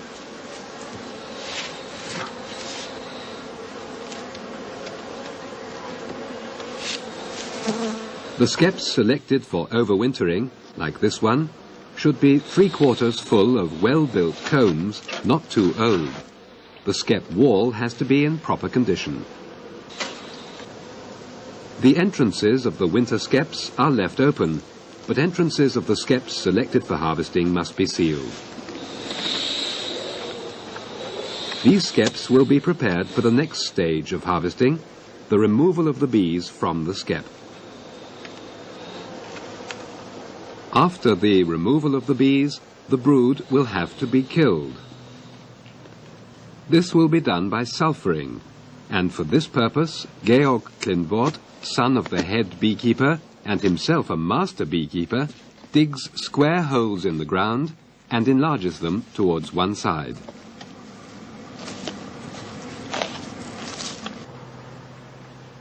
He stuffs moss around the edges to make the join airtight.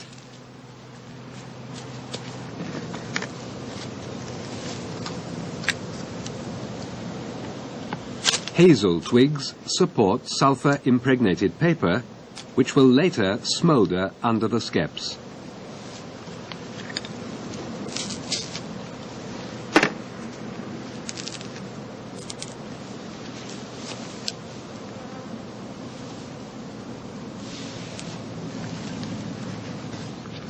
Altogether, he prepares 5 holes in this way. The process of removing the bees is aided by the use of an elastic empty skep. Only skeps bound with cane are usable here. The skeps are bounced rhythmically in order to drive all the bees into the empty skep.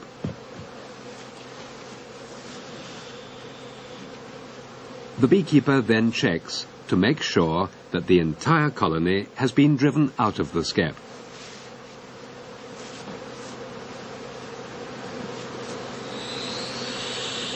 He calms the bees with smoke from the beekeeper's pipe.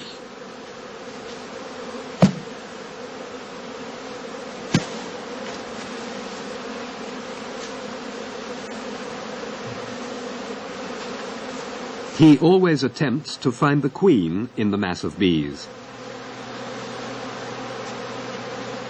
Bees from such a colony, with their queen, will then be added to a previously selected skep in order to increase its population. Winter colonies constituted in this way should now weigh 5 pounds.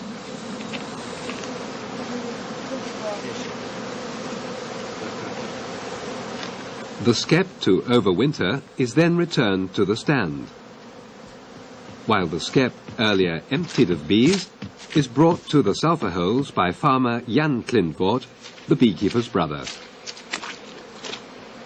Nearby, Georg Klindvort Jr. and his father are also cooperating. The old beekeeper frequently checks the insides of the skeps, which hold the proceeds of the year's work.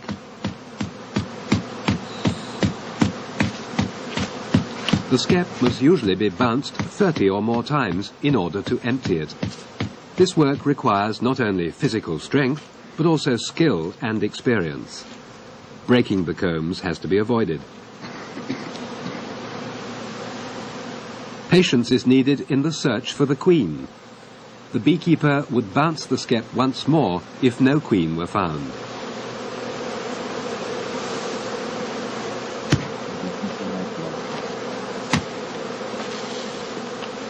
The skeps with fortified populations are closed with special cloths, so that they can be taken to the overwintering place the same evening.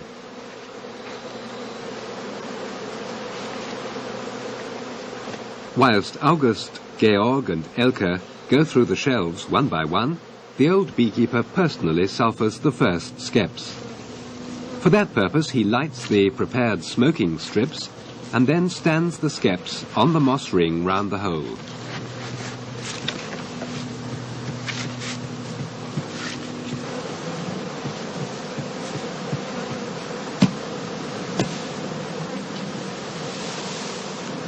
Bees removed, that the beekeeper does not want for his overwintering skeps, are collected in an empty skep reserved for sale. They will have been ordered long beforehand.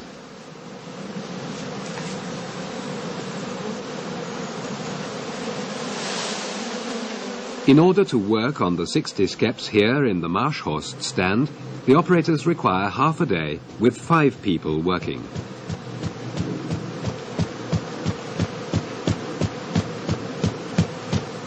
The removal of the bees is the job of August and Georg, the experienced beekeepers, and the young Elke helps. The old bee master undertakes special tasks, such as the sulphuring, while his brother Jan transports the skeps.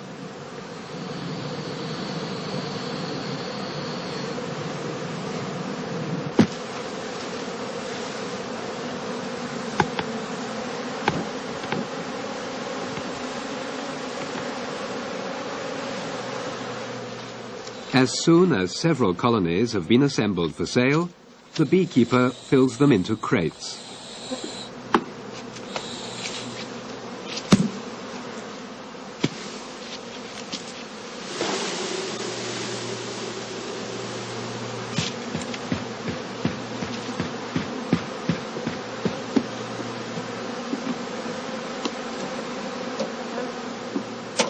The colonies are sold weighing 4 pounds each. That makes about 20,000 bees per colony.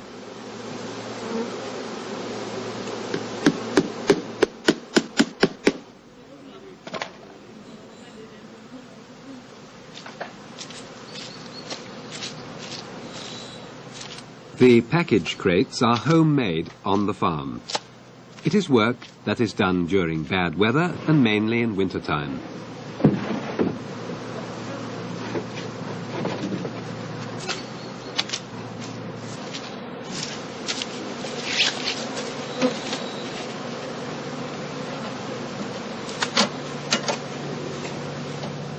The individual weight of every crate has to be taken into account.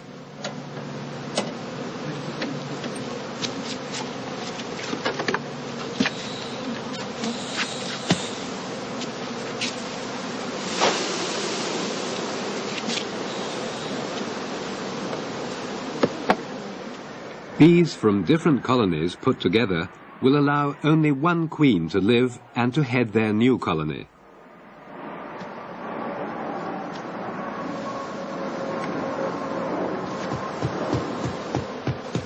Bees which have flown away will collect in the winter skeps, as shown here in the foreground, skeps whose combs are built down to the spiles at the bottom.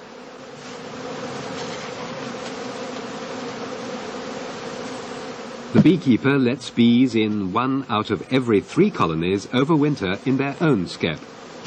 Of the remaining 2, he adds 1 bee lot to the skep selected for overwintering and sells the other lot. In the meantime, the remaining brood in the combs of the emptied skeps has been killed by the sulphur fumes.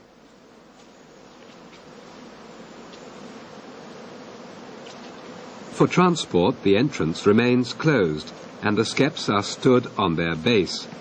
In this way, bees are prevented from entering, thus avoiding honey robbing.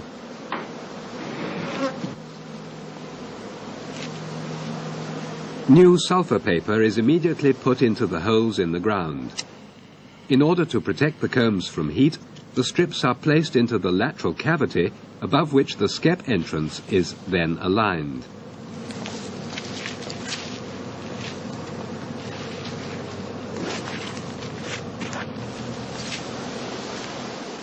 It has got warm under the beekeeper's protective hood with its front woven from horsehair.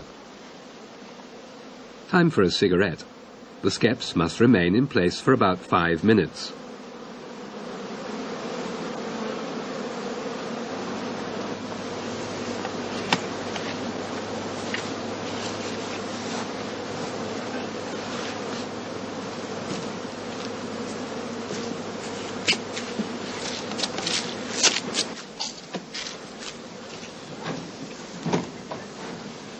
To prevent the bees from scenting the heather honey and collecting on the sulfured skeps, these are removed from the area as soon as possible.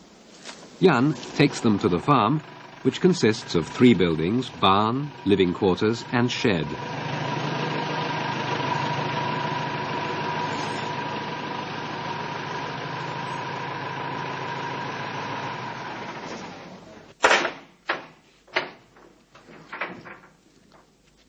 In the barn is a storeroom where the skeps are packed so that mice and bees cannot get at them.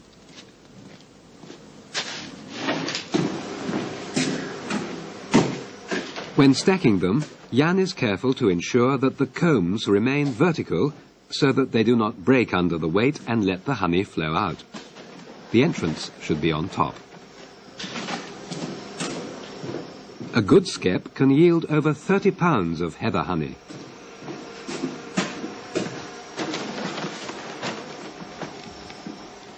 In a good year, up to 1,000 skeps are stored here. In the next room, the beekeeper prepares the bees for transport.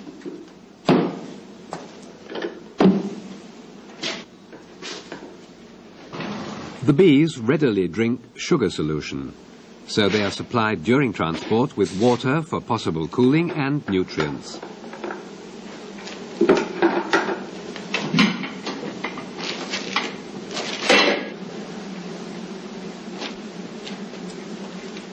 Crystallized honey, put into a top container, serves as food for the often long train journey.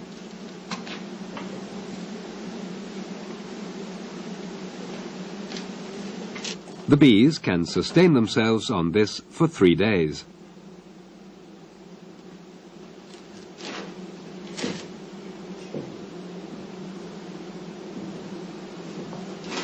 The water used for hand washing will later be used as food for the bees.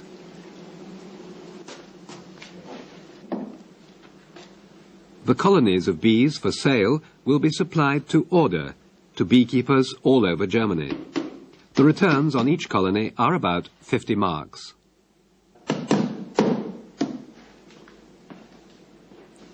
The beekeeper will take them straight to the nearest railway station so that they catch the evening train.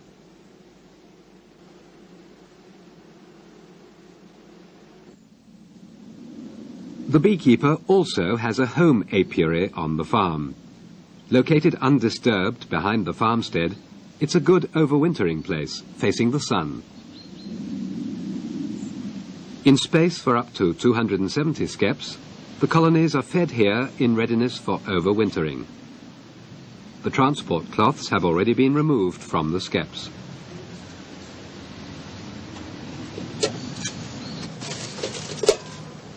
For sugar solution, food containers are put under the skeps. Cut straw gives the bees a foothold so that they can drink the liquid.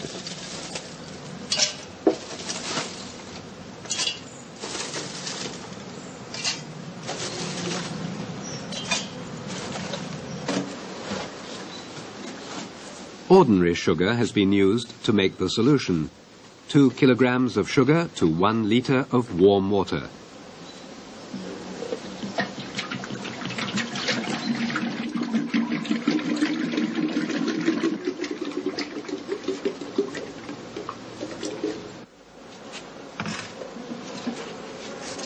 The bees are given as much food as they would use in a day's work in warm weather.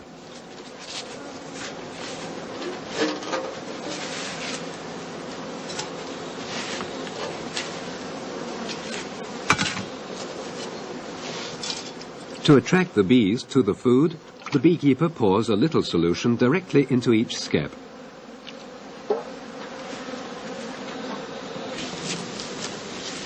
Sometimes bees for overwintering are put in empty skeps, and they build new combs down to the bottom spiles in quite a short time.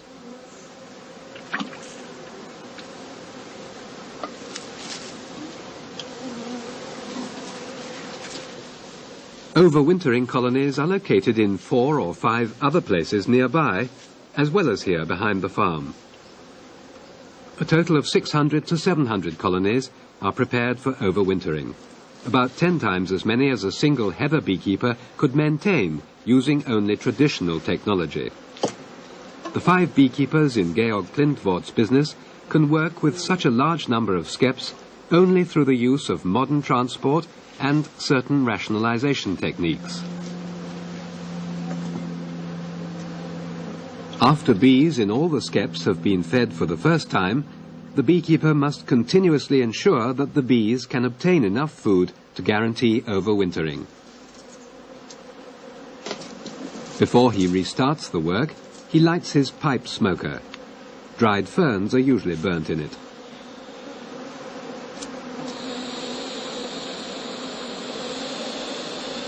Because there is little nectar for the bees in late autumn, the beekeeper must feed them every 2 to 3 days. On his rounds, he gets to know the condition of the combs in his newly constituted colonies, in which the last brood of the year is now emerging. In order to ensure successful overwintering, the skeps with their contents should weigh 32 to 35 pounds after 2 to 3 weeks of feeding. On sunny and warm October days, bees can still be seen flying, before they cluster together for the cold winter months. When the cold comes, the beekeeper will cover the entrances with a screen to prevent the bees flying out on sunny days. With this, the beekeeper's work for the year is done.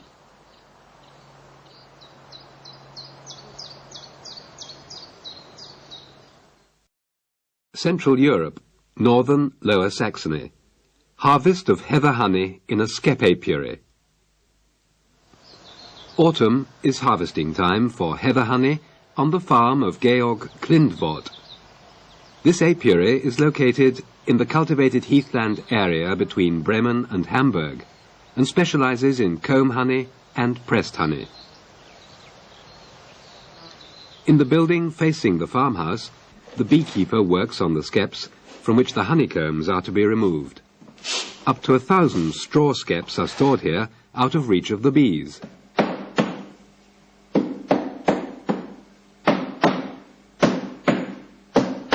The stability of the combs in a skep is preserved by 6 thin rods or spiles carefully inserted through the sides.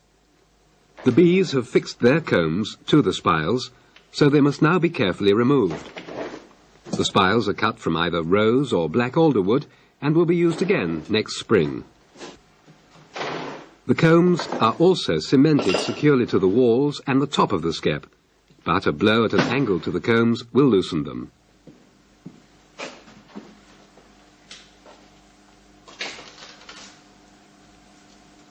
The honey harvest begins with the removal of the comb honey. Georg Klindvort reserves this work for himself. Comb honey is heather honey sealed in new white combs which have not been used for brood rearing.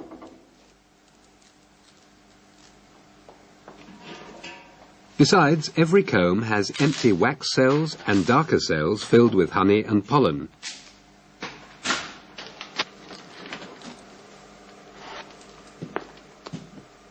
These different pieces of comb are divided and placed in a wax barrel and a honey barrel.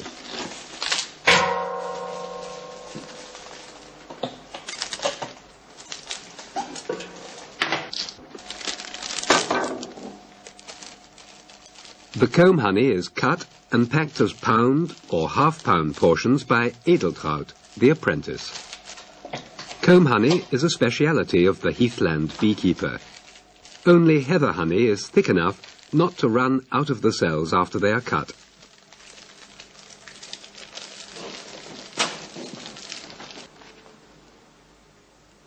In a Lüneburg-type heather skep, the bees draw out 9 combs. Comb honey is found primarily over the central brood nest in the skep, at the top, and along the wall behind the brood nest.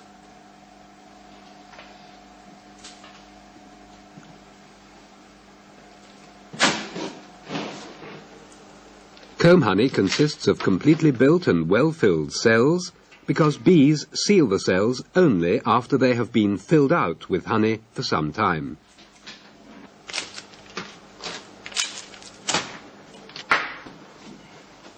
The beekeeper must often jog the skep once more to dislodge the last narrow comb from it.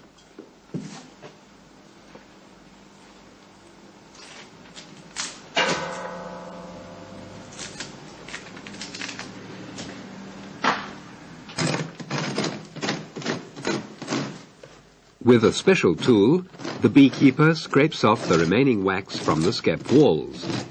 Wax has been valued for centuries, so even the smallest pieces are collected.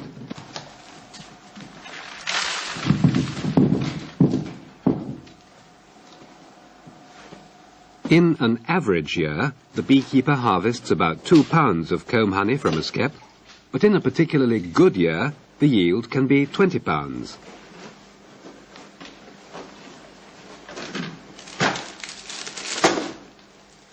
Comb honey is very highly prized.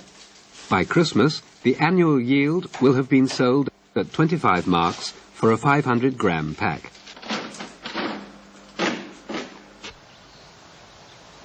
Pressed honey is subsequently extracted in a room in the barn which can be well heated. This work is undertaken by Georg Klindvort, the head beekeeper's son, and himself a master beekeeper. He uses a Stader-type screw press. The pieces of comb, which have been cut off during the separation of comb honey and collected in barrels, have been kept warm in a heated cabinet for a day at 35 degrees Celsius. This allows the honey to flow out of the cells more easily. After cutting up the pieces of comb containing pollen and honey cells into smaller pieces, they are filled into a pressing cloth of the type used for fruit pressing.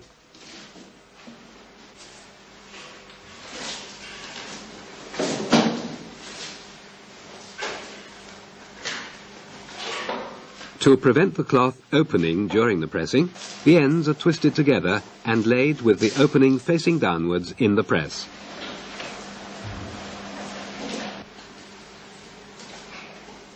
The beekeeper washes his honey-covered hands in a special water bucket. This water can be used later to feed the bees.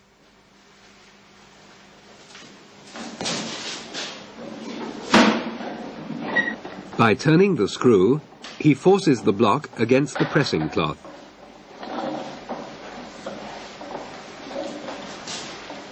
Through the ribs on either side, the honey flows out of the press and drains off onto the take-off board. The honey containing tiny pieces of wax and pollen is collected in a bucket.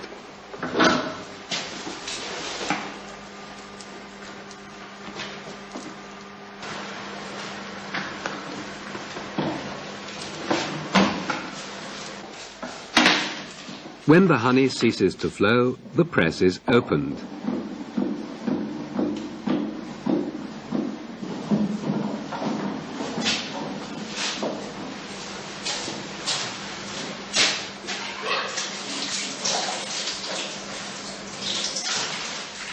With clean hands, the beekeeper kneads the tightly pressed wax inside the cloth so as to loosen it.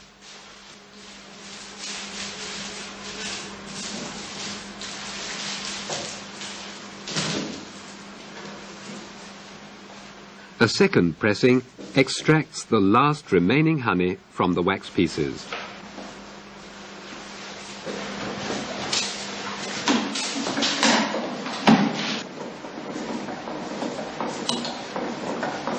It requires the utmost effort to close the press once more, but finally the last of the honey is squeezed out.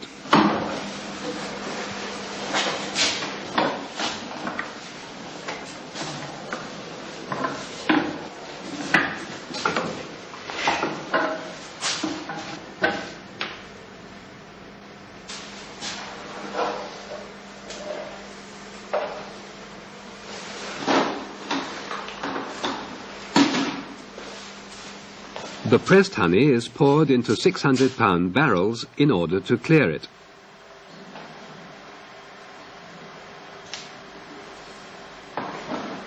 To filter out coarse pieces, the beekeeper pours the honey through a fine mesh screen.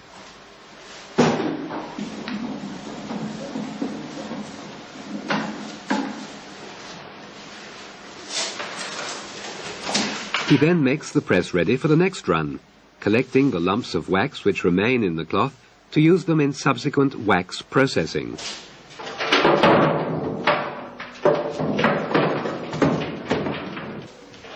It takes the beekeeper until January to complete the work on the honeycombs from his skeps.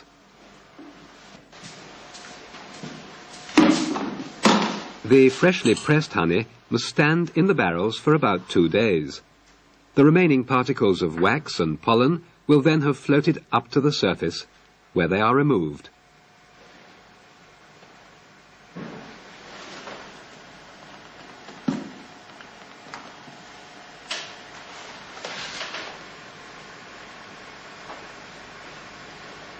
This impure mixture will be used as food for overwintering hives or as stimulant feeding during the springtime.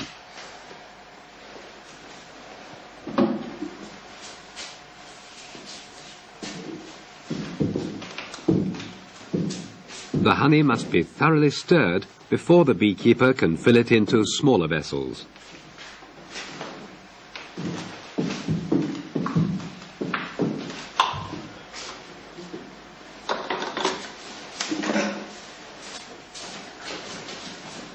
The pressed natural heather honey is sold in jars and cans.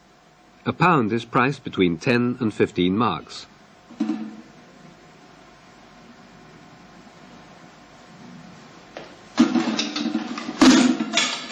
Each can is filled with 5-pound batches of honey.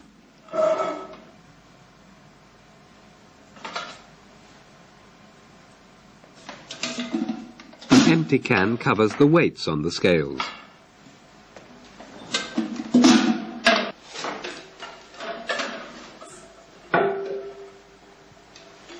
After putting lids on the cans, the apprentice takes them to the adjoining storeroom for labelling. The cartons of honey jars are also stored here. For 1 pound apportioning, the standard jars of the German Beekeepers Association are used. The brand of the association guarantees quality honey.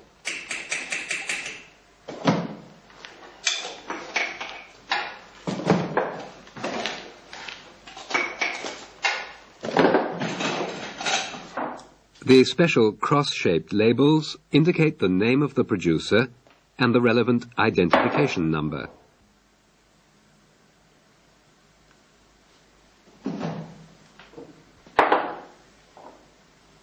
The gluing board is again the responsibility of the apprentice, who finally provides each jar with a marker indicating the type of honey.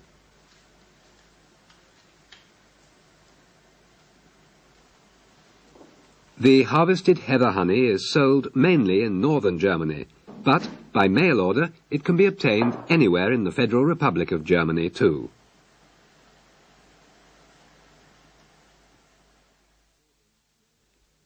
Central Europe, northern Lower Saxony. Beeswax pressing in a traditional apiary.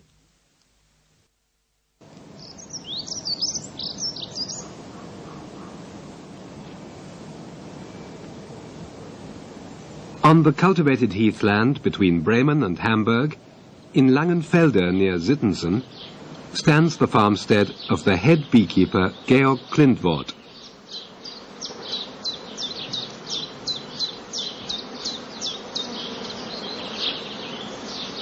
In late summer, when the work of the swarming season is over, the beekeeper has time to deal with his harvest of summer beeswax.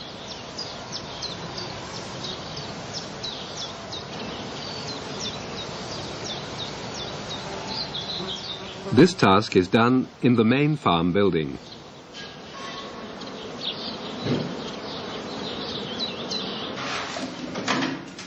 August van Bargen, beekeeper and employee of Klindworth's apiaries, prepares the wax press in a special wax room. He kindles a fire with wood scraps under the big cauldron in which he's going to melt the wax.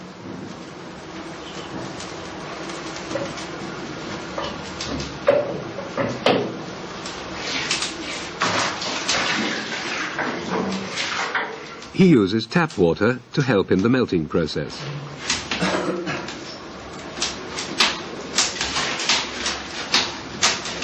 A smaller cauldron is used to heat water for pressing the wax.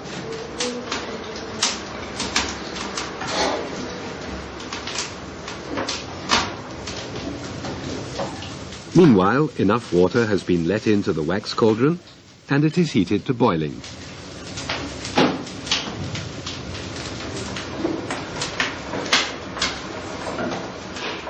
Freshly cut beech logs provide plenty of heat.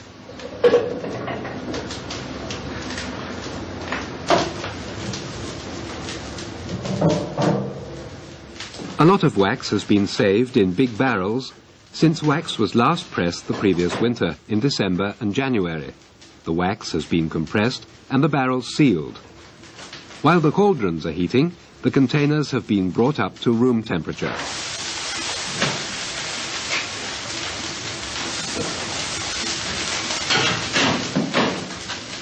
The residues are contaminated with dead bees, larvae, honey, pollen and fragments of straw from the sugar solution feeders commonly used in skep beekeeping.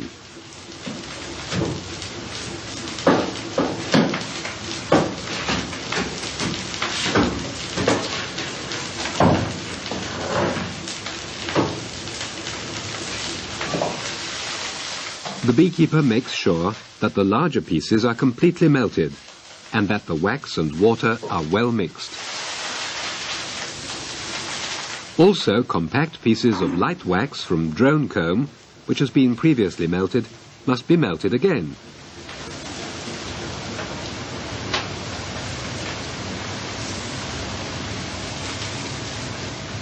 The liquid mixture is bubbling and producing steam.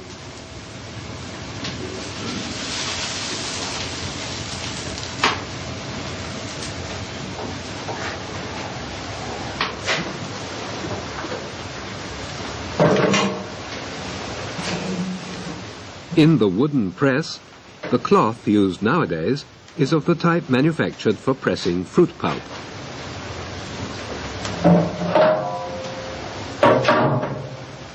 Special care is taken not to spill any of the wax.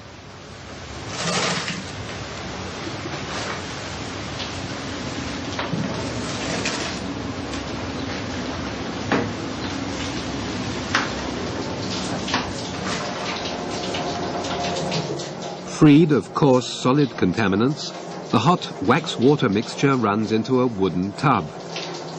Only tiny particles can pass through the cloth.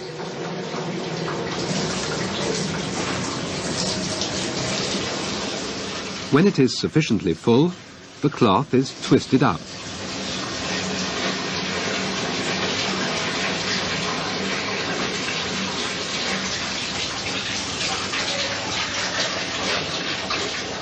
The farmer, Jan Klindworth, one of Georg's brothers, screws the press closed, and the spindle pushes the heavy wooden board against the ribs at the front of the pressing space.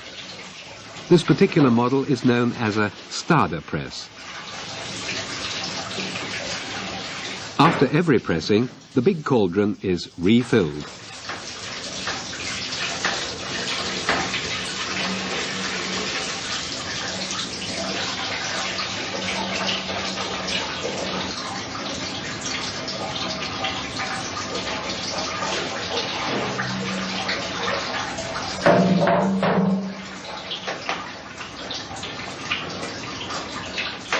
Towards the end, it takes considerable effort to turn the screw.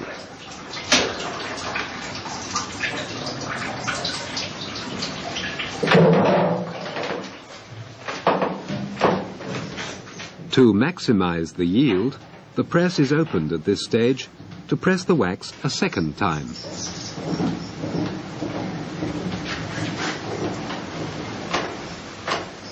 The contents of the cloth are loosened and replaced after turning.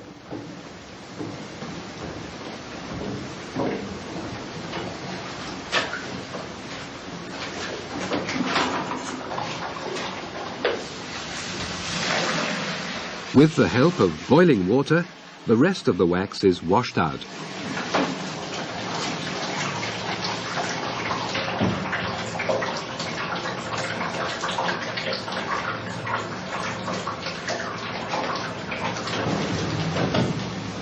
After this effort, the pressing is finished.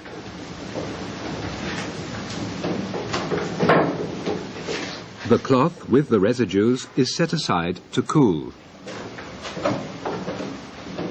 The wax is added continuously, and, to keep the vessel on the boil, wood is placed on the fire at regular intervals.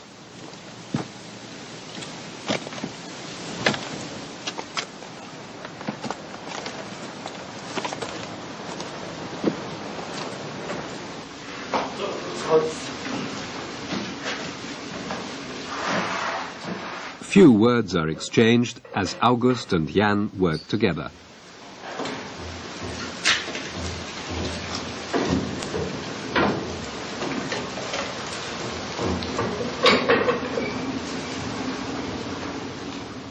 Before reusing the cloth, the cooled residues are discarded.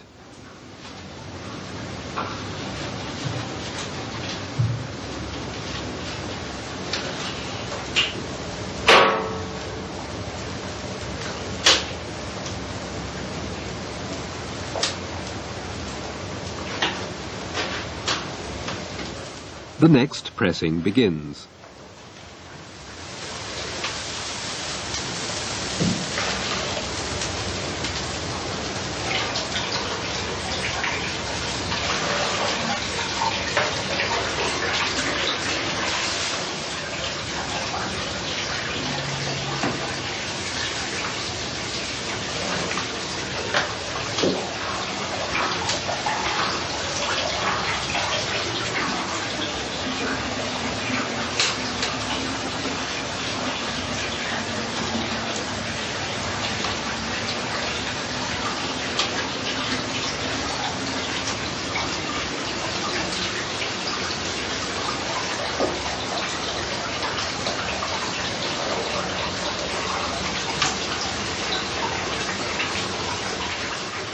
Because of the danger of the hot spurting wax, and to avoid too rapid a cooling process, the press is covered.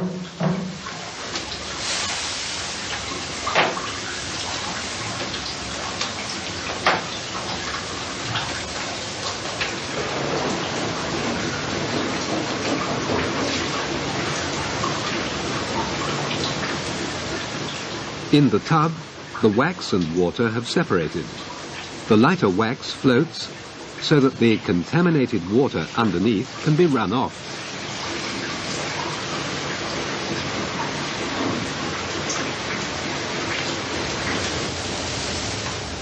Once more, it is time to refill the cauldron with further wax to be treated.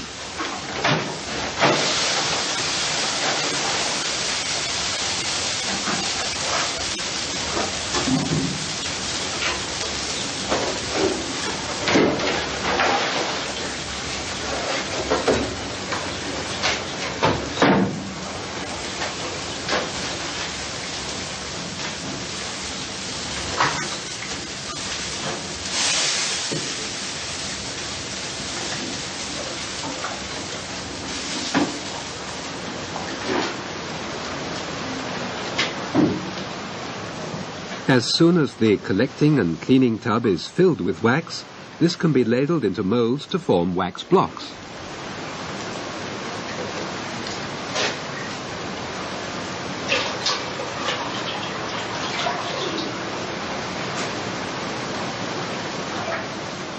Care is taken to remove wax only from the surface.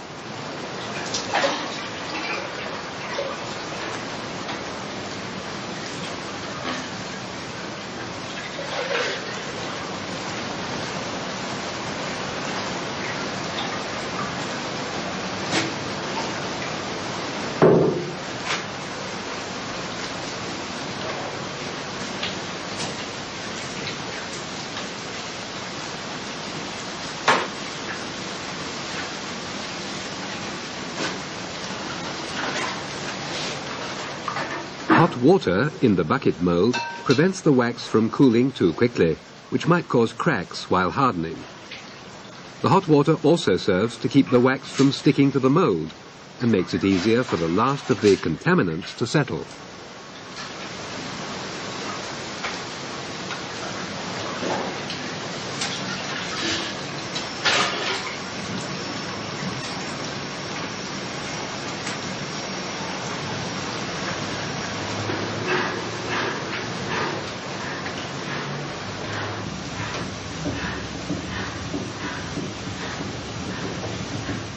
The press is unscrewed again in order to turn the cloth and its contents around.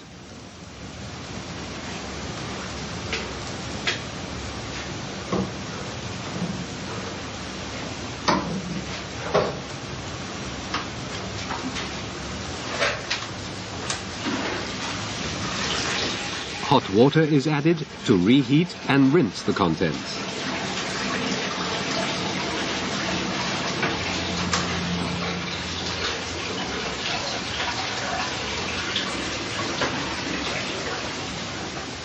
In the same way, one cloth after another is pressed.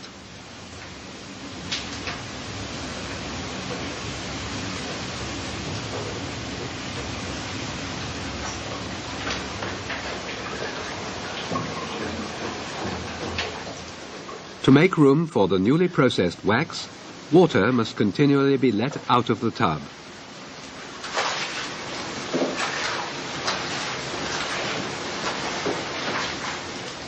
If the temperature is allowed to rise too steeply, there is danger that the wax will boil over and catch fire. Therefore, the temperature is regulated by adding cold water.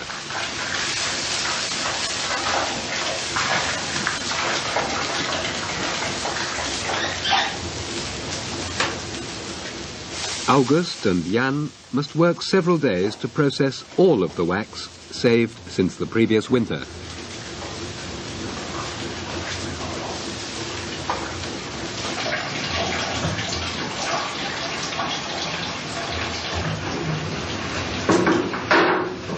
From 3 kilograms of crude wax, 1 kilogram of clarified wax is obtained.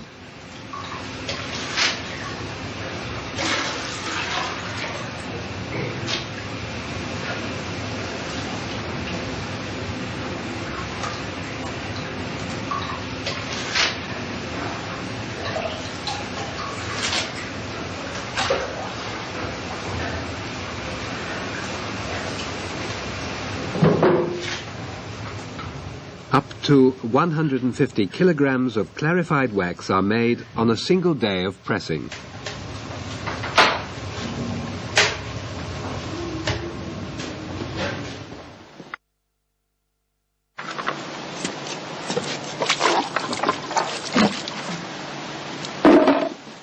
The wax blocks must be cooled at least a day before finishing. This work is done by the head beekeeper Georg Klintwort himself. His brother Jan helps him.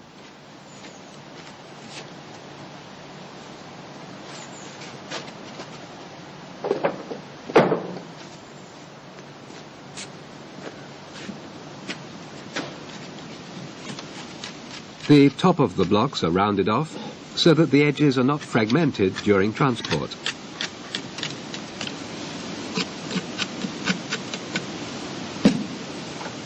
At the bottom of each bucket mould, a thin layer of fine impurities has settled out of the wax. This layer is pared off the block and discarded.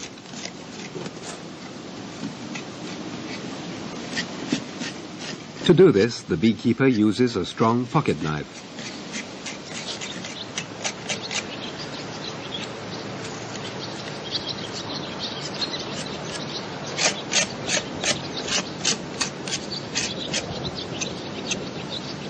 Typically for summer wax, wasps and flies become embedded in the top layer during the cooling process. They must also be removed. The cleaner the wax, the higher the price it fetches when it is sold.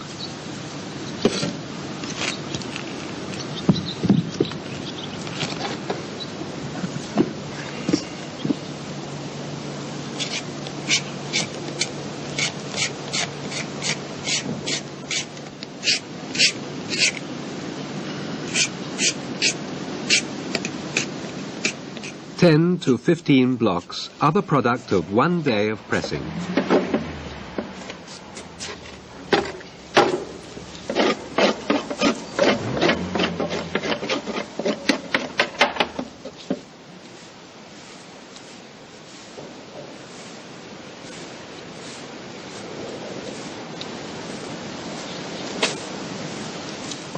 Because wax is so valuable, the parings cleaned off the blocks are saved for the next pressing.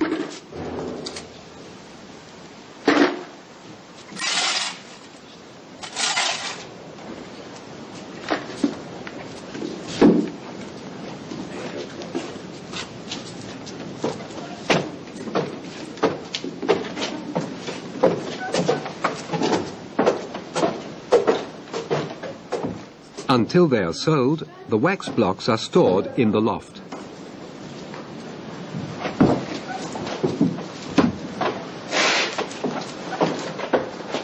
The average weight of these wax blocks is 8.5 kilograms.